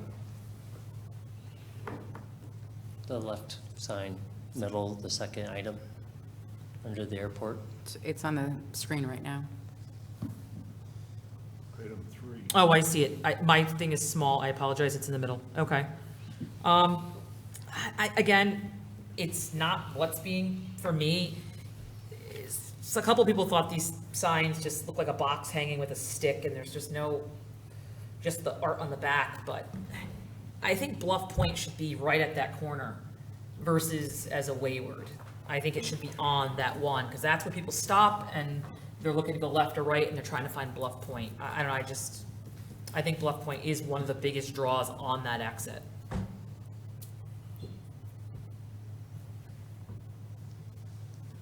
So my question would be, what's the difference of putting it on there versus up on the small sign? I think it's the room on the signs.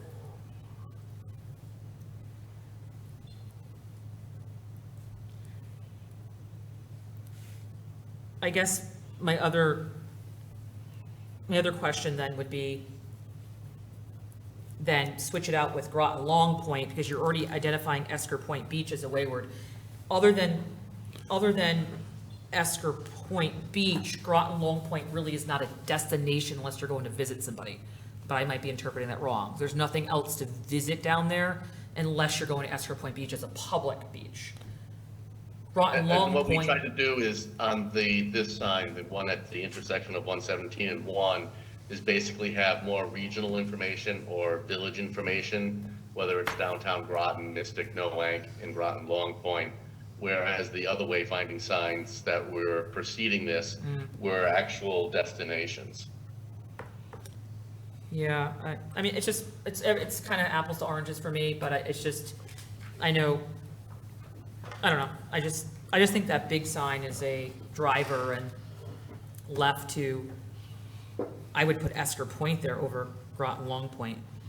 And I'd love to see Bluff Point as a right turn sign there, but I don't know, that might be just me. Those are my takeaways from what everyone has an opinion, and that's kind of where I'm at. I don't know.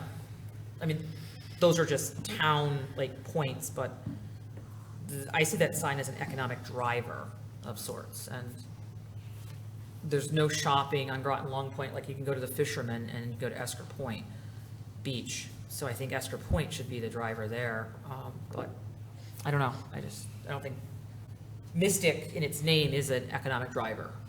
Like you seek that. I don't know. I'll take my second turn after, but I mean, the concept is great. I'm just trying to figure out how it should be organized in my head. Thanks. Thank you. Counselor McBride? Thank you. I guess first question, what's the cost for these signs? And where is the money coming from? So we have money set aside in a previous CIP, and there was some ARPA funding that was set aside for this funding. The large sign, we have to bid it out again, but we did receive a check through the insurance companies from the person who drove through and knocked down the previous sign. That was over a year ago. I'm sure the price has gone up a little bit, but I think that reimbursement check was a little over $10,000. So that will cover the cost for that sign, or closely cover? Close to the cost of that sign. And the other two are probably less than that, I'm guessing? Yes. Okay. All right, thank you. The second point is probably silly, but I don't know, it's my train of thinking. I did some research. I actually drove around, was looking at signs after I received this on Saturday. And to me, whenever I see signs like this, every single point has an arrow. So I just find it difficult where, like the Esker Point one in the middle, that has an arrow, but the two beneath it don't. In the signs that I've seen, they've all had arrows. So that's just a silly question, but it seems to make sense. The third point I would have was that Esker Point Beach sign. Why was Esker Point first? Because logically, I would think the first one would be Pequannock Plains Park and Sutton Park, because they're closest, and Esker Point Beach would be the third one. Because usually when you're listing, at least in my understanding, when you're listing things by location, the closest ones are first, the farthest ones are farther, because sometimes they'll have 0.8 miles or whatever. So I'm just wondering if that should be considered. Most importantly, though, is I'm going to back to my comment from when we first discussed this. I think less signs is better. I'm going to get back to a recommendation where I think we should have one sign at the end instead of 3 signs. And I think the one sign at the end can have 2 sides. The left side being Pequannock Plains and Sutton Park, one item with an arrow. Esker Point Beach, second one with an arrow. Haley Farm State Park with the third one with an arrow. And on the right side, downtown Groton, Groton Hilton Airport, and Bluff Point State Park. So I'm not sure if we could do that or not. I know there may be additional costs, but I'm guessing the additional cost for a slightly larger sign to fit 3 left, 3 right, will be less than 3 signs. So that's just my overriding comments. I think it's much easier to the eye, and I think people driving by these other 2 signs are less likely to see them, I think. I think they're going to see them when they're at the end of the road. But those are just my thoughts. I'm no expert, but that's just my general thoughts. Thank you. Thank you. Counselor Gajewski? Thank you, Madam Mayor. My question about, is it possible to see 2 different locations on the back of the 2 signs? So, maybe downtown Mystic for one, and then maybe, like a monument, or what, I forget who said it, Mr. Socia or Mr. Collins. That's my first question. Is it possible to do 2 different locations on the back? Yes, And was that the intention? yes. Okay. Thank you. Just want to clarify with that. And then, I like, Councilor McBride's idea. I don't agree with him just doing one bigger sign, but I do like the idea of putting it in order of closeness to where it is. So Pequannock Plains, Sutton Park, then Esker Point Beach, and then, same thing for the other side, but I know that there was concern about space only doing 3 on each, but I would actually also prefer Haley Farm to be on the other one, just because it's already pointing that way. But it's not, I'm not gonna cry over it if it's not. So that was just my suggestion on it. Thank you, Madam Mayor. Thank you. Counselor Merritt? Yes, I have a big issue with the expense. Number one is, why do we need any sort of graphics on the back of a sign that nobody's going to be seeing, first of all, if we want to cut the expenses to a point. And I'd like to refer to page 173 of the packet. 2 objects I can identify and 2 I can't. If somebody could identify them for me in the Groton, Connecticut Explore More sign. I can identify the monument at Fort Griswold in the city of Groton, the Gold Star Bridge, which is the entrance to the city or the town. What are the other 2 pictures? What do they represent? What represents downtown Groton?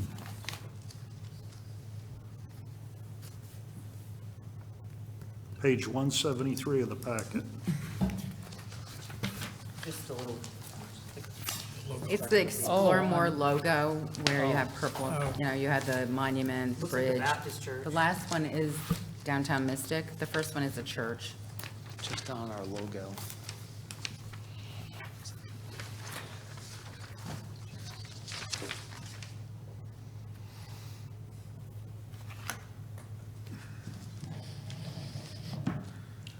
Paige Brock, Economic Community Development Manager. I don't believe that indicates any specific building, property, or location. It basically captures a look of a downtown area. It could be Mystic, could be Thames Street, could be a number of locations, but it was really meant to capture a particular small business look with a small business facade.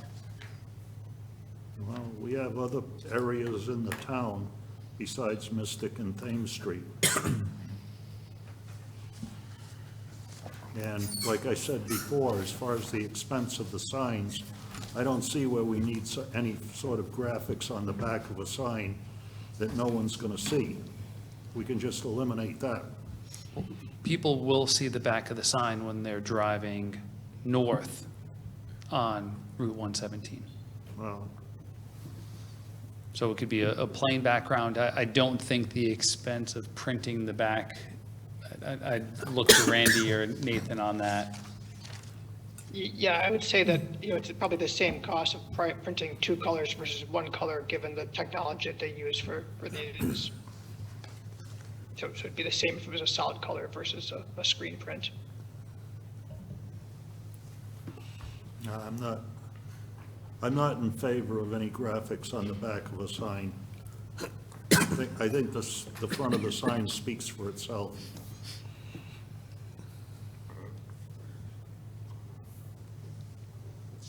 All set? Thank you. Counselor Jones? Thank you, Madam Mayor.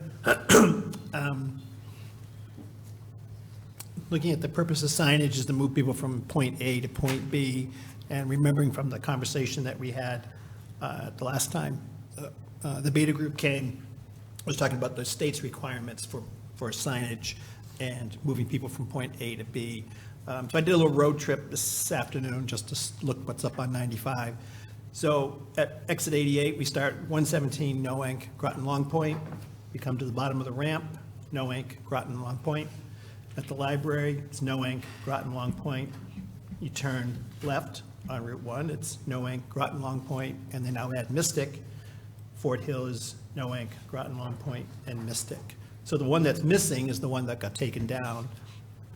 So option A, this one here, covers the connecting points between 95 all the way through to the top of Fort Hill with Mystic, Noank, and Groton Long Points. Those are the key points that have been identified and fit into the existing system that's currently out there that covers the state, what the state requires, all the kind of stuff. So I think that works fine. I think adding the addition of downtown Groton just points people to the other direction. So I'm in agreement on option A. I think that's the solution that fits exactly into the system that the state has put together and is sitting out there. So I think that's the right thing to have on there. People really can't read more than 3 items at a time. So I think, but it's okay in this case because people are sitting there.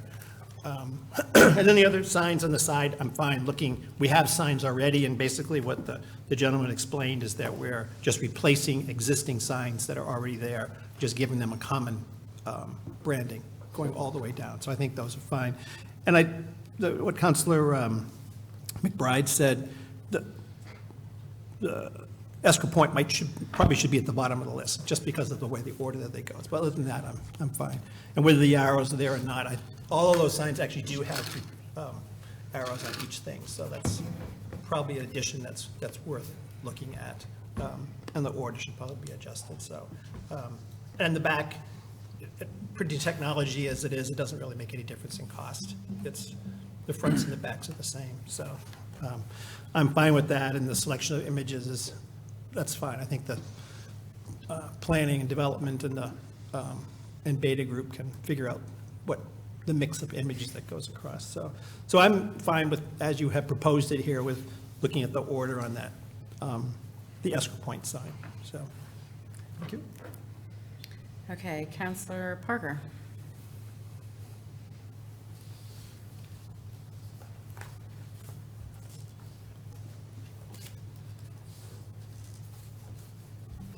Do we lose Counselor Parker? Is Counselor Parker? I'm on there? here. Okay. I'm right here. All Right, right. thank you, Madam Mayor.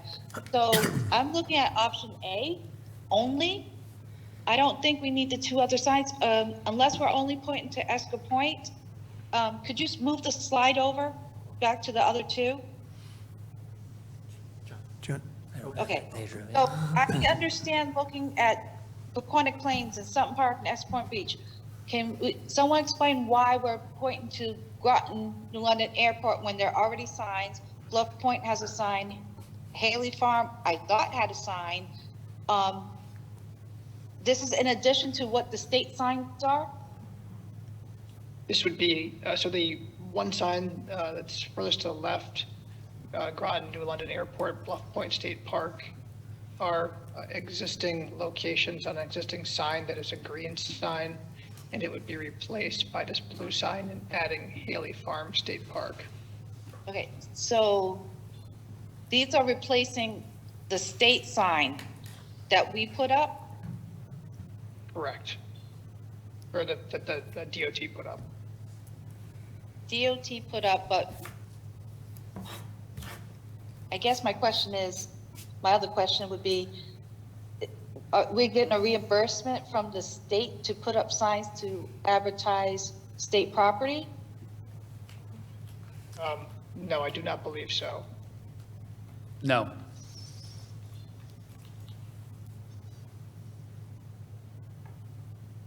Okay. Again, I'm all for 1.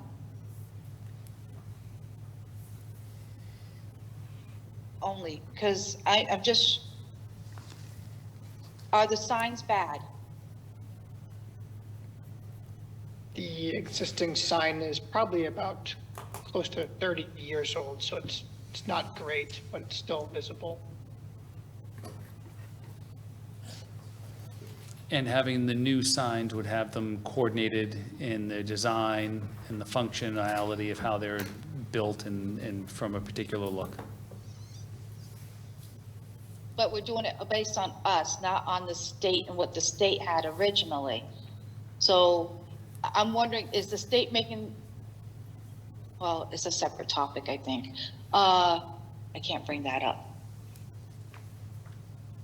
My concern is, why are we changing the state signs to make it uniform for the town? Because it should be a separate look. That's just my opinion, because it's a state property. I can understand doing our stuff, and yes, I'm being very particular, but I understand trying to point to what we have. Most locations, especially state parks, are on the state website. They already have signs up. So we're spending money to put up for state properties.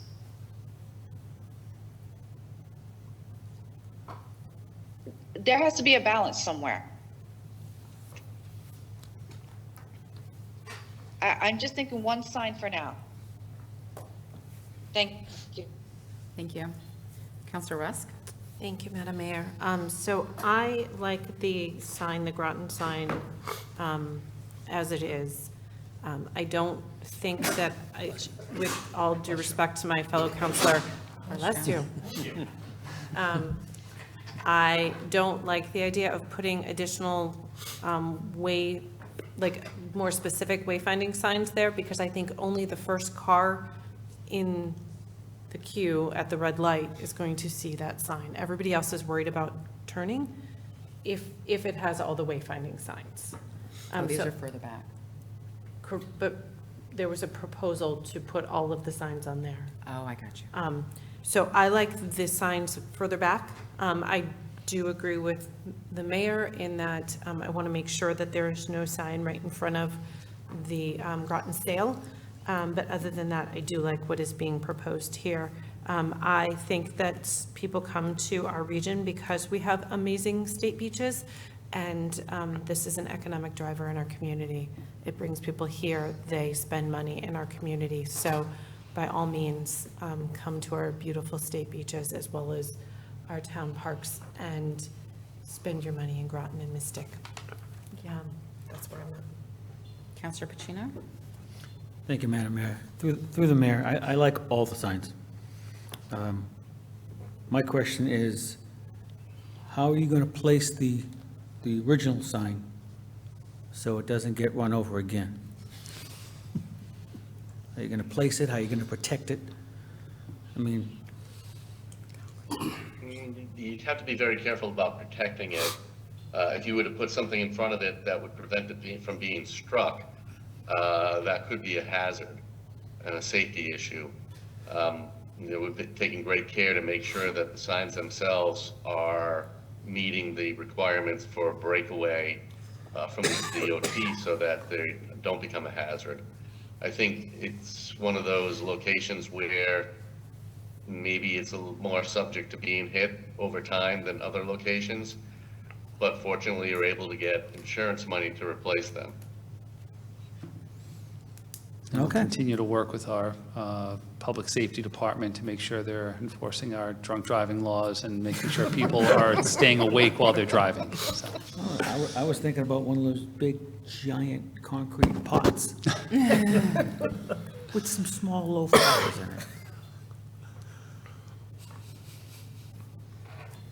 Counselor Bordelon? So what is the cost for the extra signs? We haven't bid those out yet because we wanted to get the design of those down. I don't know, Nate, Randy, any general cost estimates, what you think those signs will be? Probably a little less than $5,000 Each or total? Probably. each. Yeah, so I think that, it's one thing to say, yeah, they look wonderful, but, we're voting on our budget and the cost of the community. Where would that 10,000 come out of? So once again, that is coming from a CIP that the council's already allocated through ARPA funding. I don't know. I think, and what's the life expectancy of these? I mean, they're gonna have to be repainted after 20 years or? Well, anything that's out in the environment, such as this, probably has a life expectancy of maybe 15 years or so. They wouldn't be repainted, but a new face could be put on them if need be. So 15, yeah. I mean, I can agree with some folks stated about the state signs. I mean, so the state signs would come down and these would go up? Just at the locations that I reviewed earlier.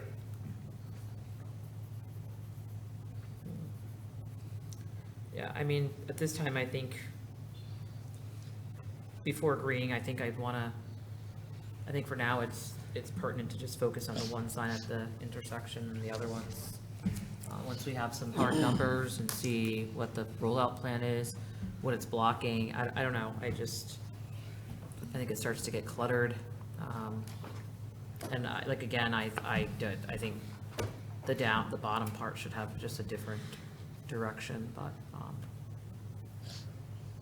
I think also too, it's not, the location of the sign is not just drunk drivers. I've seen people slide in bad weather from that light trying to brake on a yellow and end up in that margin area before. So it could happen in bad weather. So I mean, there is that concern again. I don't know. I think it's tough. I think immediately, I think we fixed the sign that was taken. And as far as the ones further up, I think for me, there's more discussion on that. I didn't know that we were replacing all the state signs, and I guess that's Just the one state sign. the one state sign. Yeah, I'm just a little confused. I just don't feel I have an answer tonight to vote on that. I can go with the one sign, and I guess I would like to see what another option would be with the big sign at the corner with the directionals a little different and things like that, but that's just me. I think it's really important, it's not a fast decision to put something up. I think it should be properly thought out.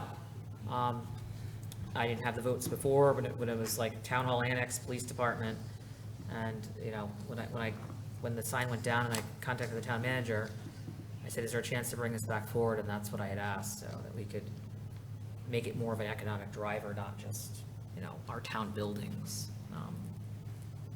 So I don't know, I'm torn. I guess I don't see Groton Long Point as like an economic driver as long as Esker Point Beach is on there. I don't know. So that's all I got. Thank you.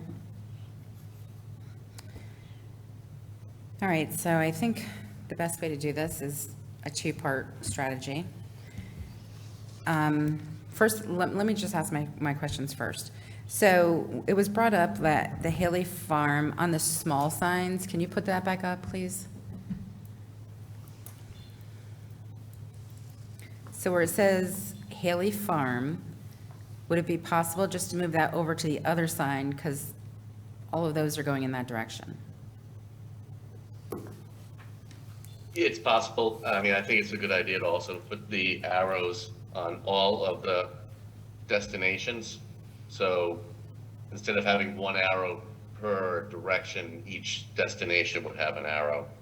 Okay, but Haley Farm going over that side, and then the other sign will leave a blank space at the bottom. Is there something else we can fill in there? I'm sure, Counselor, you could put, what is it, a destination? Subbase? Any ideas? Well, the difficult thing is the state will not allow us to put up the name of a destination if we don't have all of the points sending us to that destination laid out. Gotcha. Case in point, Avery Point, we were not allowed to begin placing Avery Point signs here without a commitment for signs all the way to the end. So if we leave that blank, in the future, if we started putting signs with another location, we can come back and add to this sign, is that correct? Yes. All right. I'm sure Councilor McBride would like to put Dairy Queen on that. Point of information. No comment. So, Just a logo. I still have the floor. So, I would also, and then is it wiser to put them in order of location that is nearer to the farthest in order? Is there a certain reason why it's in this I don't see any order? issue with doing that. Excuse me? I said I don't see any issue with doing that. Okay.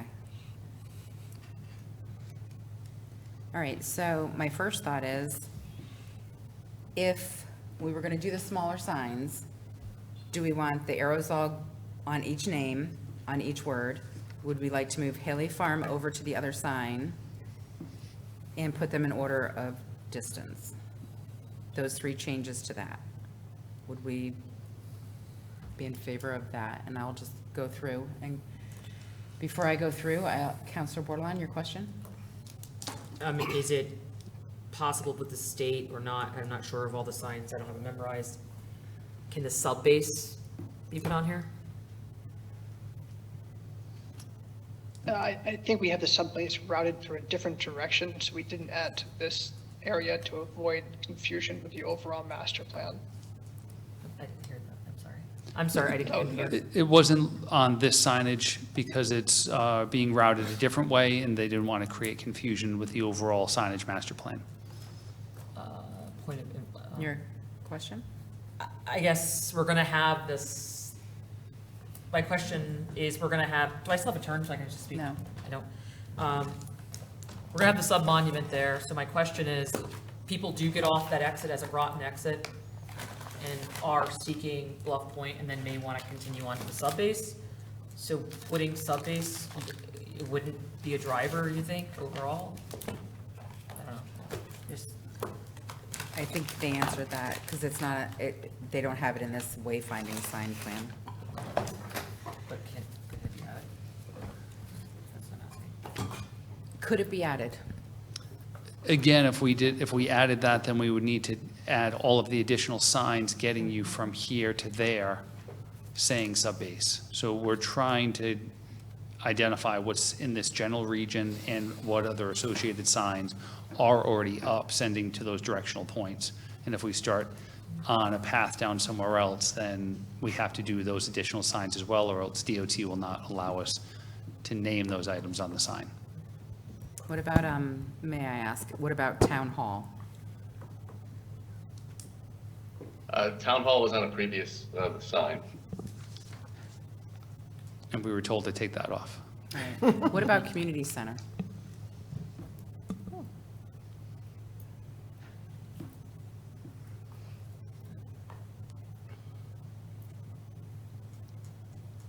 I'm sorry, did you answer that? What about the Community Center? Would that be a possibility? You could put that on there. I mean, this is, the approach for this rendition of the signs was to put in things that were more destinations that might be part and parcel of tourists coming into the community. All right, then let me just ask I one think more. Sure. What about Paquonic Boardwalk?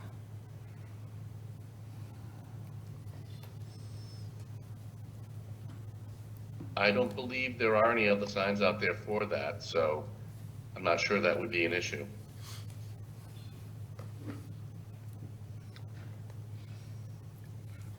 All right, so I actually like Paquonic Boardwalk rather than Community Center or Town Hall because it's a destination. All right, so with the arrows all going, moving Haley Farm over to the other sign, having arrows next to all the wording, and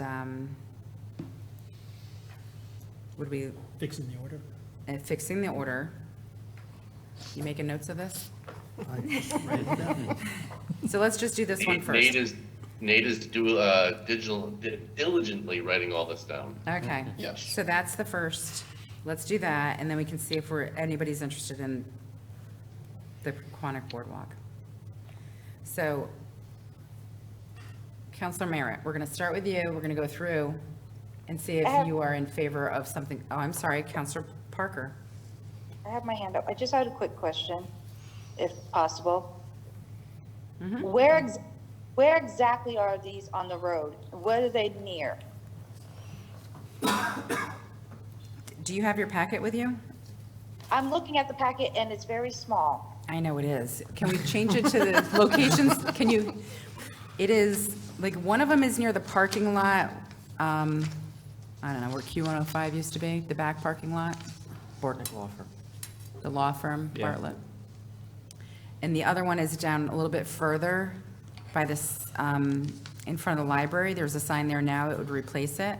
But that one, I also want to make sure it would not block the USS Groton sale Yep. at all. That's in So our that- notes.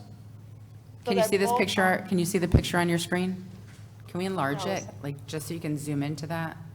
It's not- I'm not sure. I can do it sort of So- on the fly while we're sitting here talking, sure.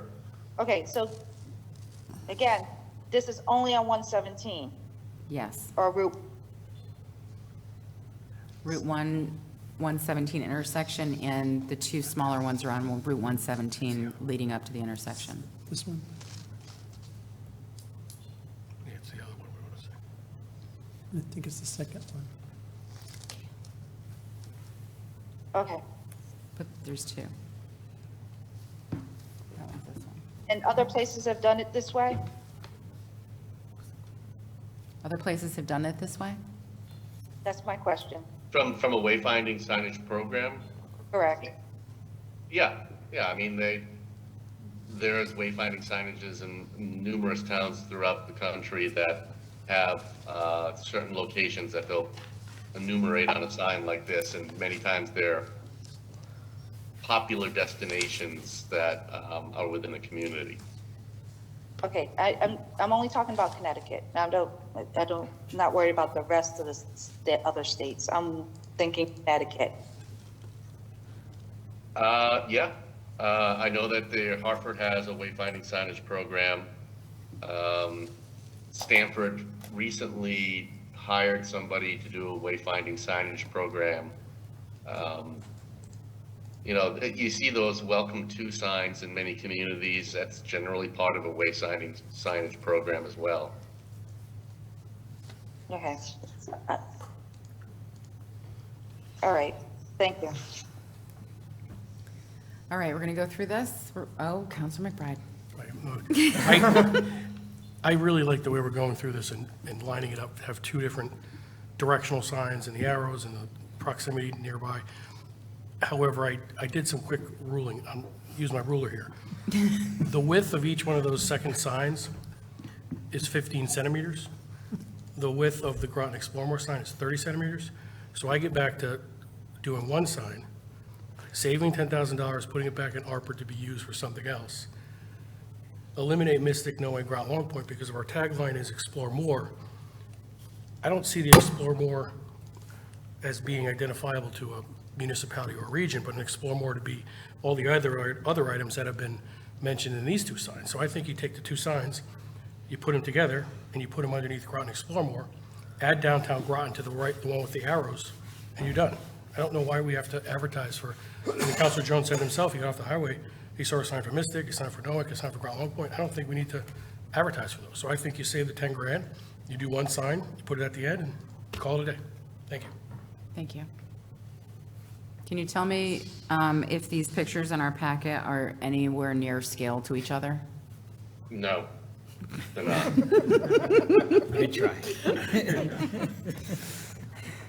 Counselor Jones? I'm just going to answer. We're going to measure that. I'm going to answer Councilor McBride's question was that when you come down 117, we have the whole system is in place from the state, but you come down 117 and it doesn't tell you which way to go to continue it. Like you get to the end of 117 Route 1, you don't know which way to go for Groton, Long Point, Noank, or Mystic, because there's no sign that tells you where to go. It just tells you to get off at 95, It get leads off up. the exit. It leads you It up. leads you right but to that When you get point. to that intersection, it doesn't. There's no signage on where to go until you make a turn. Hopefully you made the correct left turn, and as you work your way up Port Hill, you'll see the continuing sign. So to follow the state's rules that you need to lead people sign by sign by sign, we're missing the sign that leads people to take that left turn. So we have to have Mystic, Noank, and Groton Long Point at the junction of Route 1 and 117, because that's the missing piece right now. So Okay. it has to be there because no one knows where to go. I appreciate that. I guess my thought is Explore More tagline. I think people know Mystic, knowing Groton, Long Point. I think the Explore More is identifying and pushing people to these locations, which I don't think people know about Paquonic Plains Park. Some people do, but the reality is, in my mind at least, my opinion is, people that are going to Mystic and Groton, Long Point, Noank are going there already. I think focusing on these 8 items is more important in my opinion. That's why I didn't think that's like saying, come to Groton, you're already in Groton. So that's my thought. Yeah, I think the way to look at the system is as a holistic system. So as you get off of 95 on 117, you see Welcome to Groton, Explore More. Then you have the colors of the sign, the little logo in the bottom right corner. And then you get to these signs and you see that there's the same color. They got the logo in the bottom right corner. They get the orange stripe as well. Coloring is the same. So without being sort of hammering people over the head with a lot of signage, it's meant to create a feeling and a characteristic that explore more. You get that as I said, at the entrance to the town. It shows up at other locations within the town, but it's all part of a larger system to explore more. Also, keep in mind, we have over 27,000 jobs in this community, and as you've heard Paige and I say ad nauseum, that, you know, approximately 82% of those people commute here. We are an employment center. So even those people that are driving here every day for work, if we can get more of them to explore more of Groton and spend a few extra bucks, that's going to help us. So it's not just the residents of the town, it's getting people who drive here every day, and the constant employment turnover in the region from all our employers, our large employers, our medium-sized to our small businesses. So it is something we always have to keep in mind, that there's always new people coming through here and seeing this area. All set? So, thank you. Counselor Pacino. Thank you, Madam Mayor. And through the mayor, I had originally said I liked all the signs, but when the mayor mentioned taking the Haley Farm verbiage and putting it onto the other sign, made a whole lot of sense. And at that point, I was thinking, why do we need this other sign? If the state is already has a sign there saying where their properties are, why do we need to have another sign? Eliminate that sign altogether. Just have that second, smaller sign with everything that's going left. Because if we start doing the state's job and someday we don't want to do the state's job, now we got to fight with the state to do their job. Let them do their job. Let there be a distinction, a difference between the state properties and the town properties. Paige? I just want to point out how this process actually came to be. We envisioned doing a marketing and branding plan for the town of Groton, and it started with basically the logo that was mentioned earlier. Then we also had a tagline that was developed by the community, and we had learned that our signage was lacking as well. And one thing we've not mentioned, at least not recently, that the state and the Federal Highway Administration basically redid all of the I-95 signs many years ago. That's when we actually had this idea, since there were those upgrades, how can we take that effort for all of the upgrades that took place in Groton and beyond, and start to make improvements with our signage holistically in Groton. So we're focused on these signs here at 117. In reality, the plan includes many signs. The budget at that time was over $300,000. So in a perfect world, we would have installed all the signs at one time. So I mentioned earlier, getting to Avery Point, we wouldn't have had the issue of trying to implement in an iterative process. We would have been able to install all the signs with all of the names rather than just focus on the one. So I think, just want to make sure we're looking at the total picture. It's not just these locations. It's supposed to be all of the locations townwide.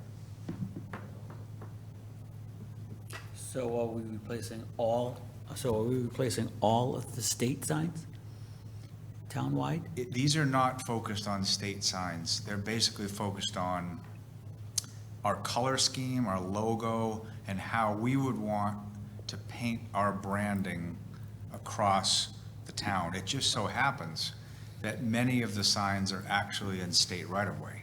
So we have to get permission from the state. They have certain requirements that we have to adhere to. And that's where we've actually bumped up against some challenges. So we didn't do this project with the expressed intent of replacing state signs. It just so happens that our signs are much nicer than the state signs, in order to put our signs in the ground, they require that we address the signage on their property in a certain way. Okay, that's a great answer. I'm back It's a to- big project. Back to. It was plan a big B. project, and it's been going on for many, many years that we've been working on this, and we're only focusing on this because that sign got destroyed, and then this was like, let's do this, plus possibly the other smaller signs along with it. And now I see why it was probably a better idea to put up all the money at once, instead of trying to span it out in over time. Over the last 7 years? Yes. All right, so anybody else have anything else to say before I move on to like how we're gonna go through this process? Counselor Merritt. I just like number 1 or, Oh, wait a minute, I got a plan here. yeah, I got a plan, okay? okay. Okay. Do you want to talk about the signs and have questions, though? No, I just wanted to remark on the choices of number 1 or number 3, except for Groton, New London Airport. We're addressing Groton, New London, and yet when the businesses went in down there, and I believe that business is out of there now, it was called Mystic Air. The same as the Mystic Marriott in the middle of Groton, which I object to. I think we should take New London off the airport sign and just call it the Groton Airport. I like the first because it addresses downtown Groton. I don't see that spoken of anywhere else. All right, so, any more questions from anybody that hasn't spoken twice? You're all set, Counselor Merritt? Okay. So the first thing, let's deal with the small signs and just see what the consensus is. If you are even if you're not in favor of the small signs, just tell me what your opinions are. So are you good with all the arrows beside the name, the Haley Farm being moved over to the other sign, and them being in order the closest item to the furthest item? So we're going to go through. Are you in favor of those changes, Counselor Merritt? Just pretend you're in favor of this, and if you are, would you want those changes? I can go along with them. As I aforementioned about the airport and downtown Groton, I thought that was of particular interest to me. Okay. Counselor Borderline? I don't think we need the extra sign, so I'm not in favor. Okay. Counselor Pacino? I'm in favor. Counselor Rusk? Yes. Counselor Jones? Yes. Counselor McBride? If the council decides on putting 3 signs in, I'm in favor of the formatting changes that have been made, but I'm not in favor of 3 signs. Okay. Yep, we're just, if we made these changes, you know? Counselor Gieske? Same as Councilor McBride. Counselor Parker? Same as Counselor McBride. I am also a yes. So the second thing is, we will have an opening over on the second signage, because we would be moving Haley Farm off there. I suggest Pequannock Boardwalk. Does anybody else have a suggestion that would fit in that area of something local to that area that is an outdoor type of space, not business? Problem, there's nothing there, really. That's the problem. And we can't put town hall, right, on the smaller sign. We could. You can. Yeah. Can we put town hall on the smaller sign? But in staying with the character of everything else there, it's like parks, it's outdoor spaces. You know what I mean, like Pequannock Boardwalk. Do you have anything? There's nothing else there. I think the boardwalk works, It's fine. because it takes you by a bunch of stuff. Can I throw my 2 cents in? Go ahead. 3. It's not just a park on there, because you have Groton New London Airport, so that's a business. So it's not Okay. just outdoors.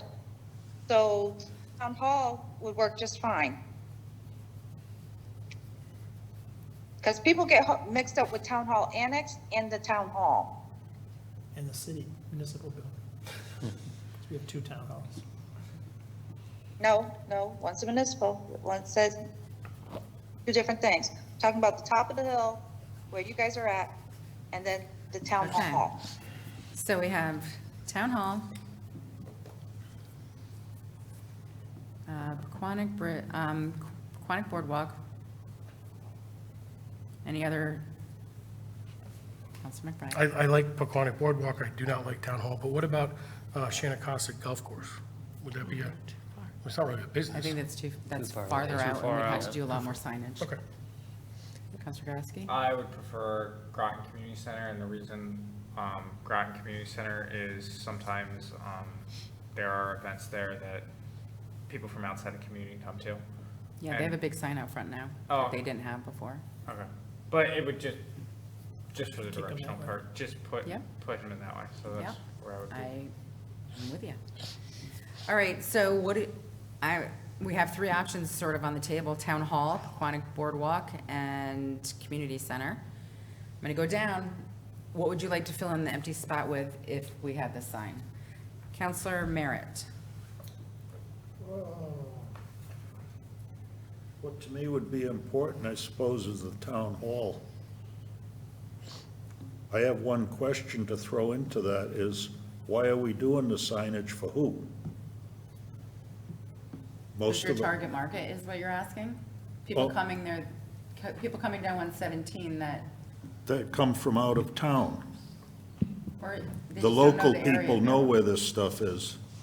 Right, but we have a lot of influx of people coming and going in our, Right. we have transient community as well.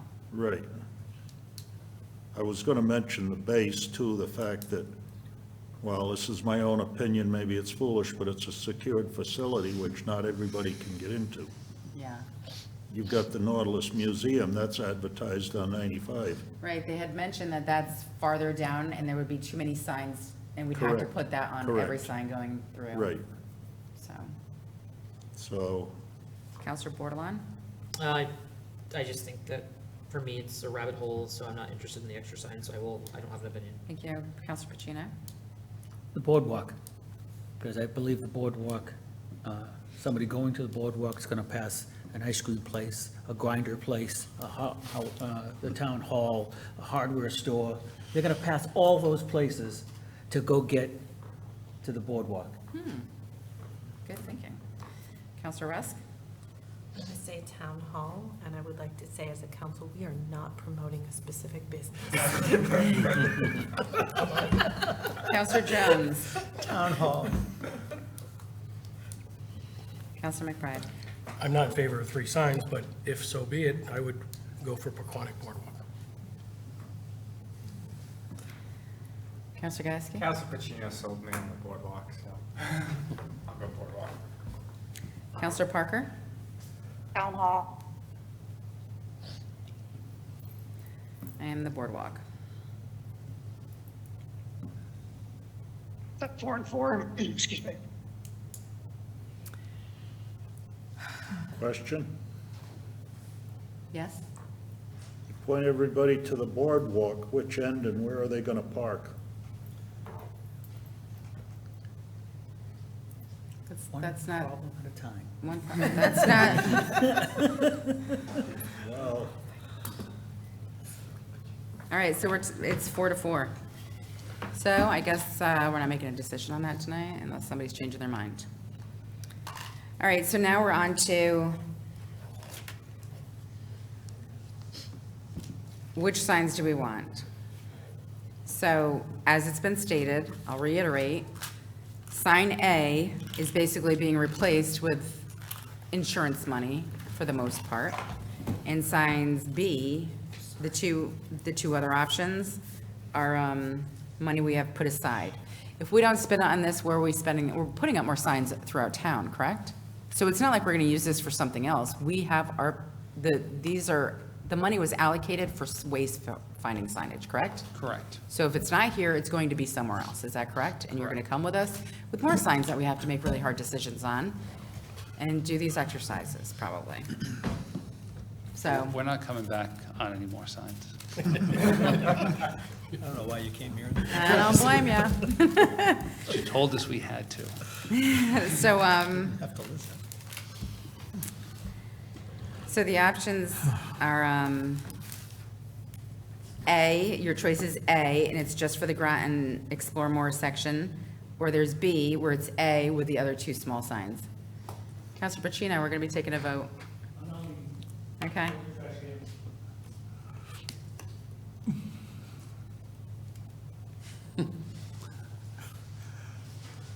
Counselor Merritt, what do you like? Do you want just the big sign, or would you like to have the two smaller signs with Rather it? have sign number 1.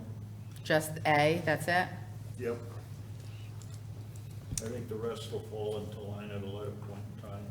I've already gotten signs installed at Bluff Point, to a point. I don't think, if we don't approve these signs tonight, they're probably never coming back to us.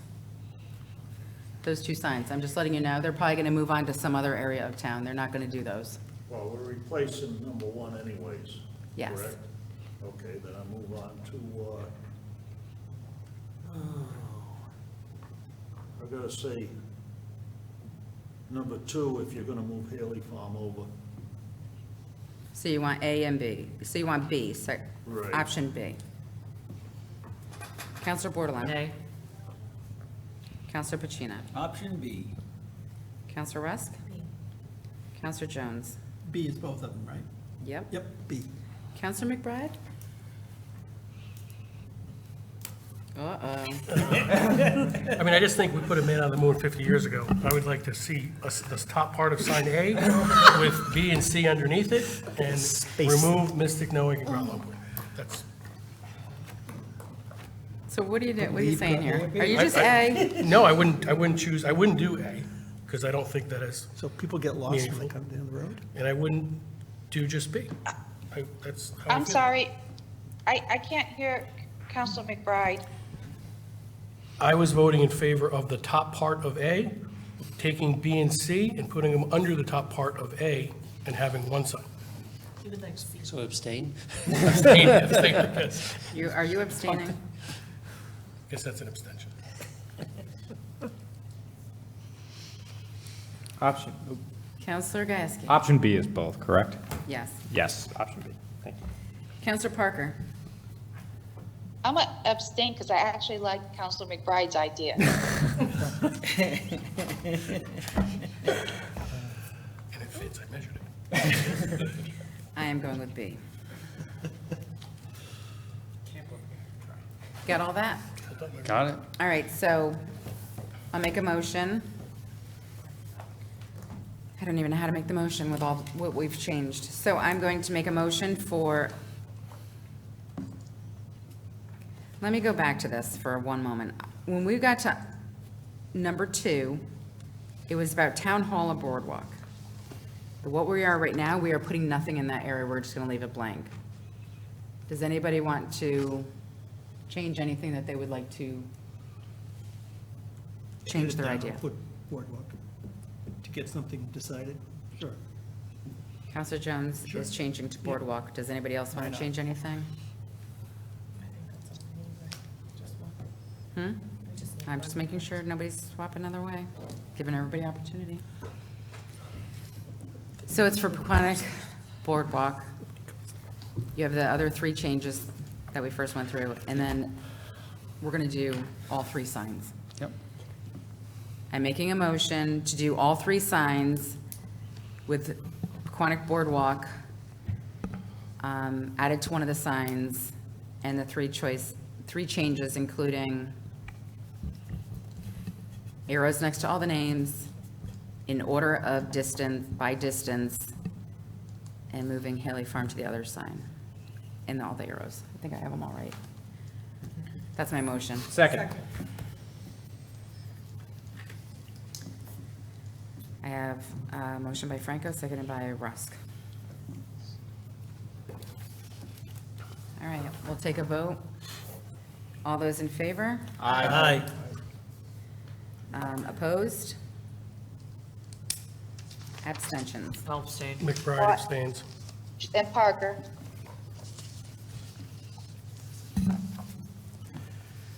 Can I just make a comment?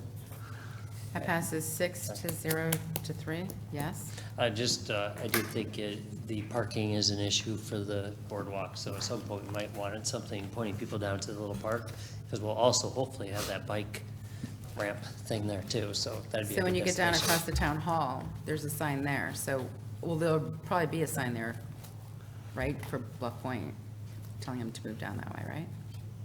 Am I correct? Well, we want one for our That's the park only though, one that's missing. yeah. Right? You're gonna be coming back, so we'll see you another time. We're on it. All right, we are at, what, I can't even see what time it is. 10:49. We have Pleasant Valley School property still left on our agenda, but we need to take a vote to continue our meetings. Are we all in favor of continuing? No. No. No. Who is against, let's take a vote. Let's take a vote first to, how about we vote to adjourn, and we'll see where that goes. Somebody want to make a motion? Second. Motion to second. So I have adjournment by Jones, seconded by Pacino. All those in favor? Aye. Opposed? Aye. I'm an aye. I'm opposed. And abstentions? That is 6-3-0, that passes.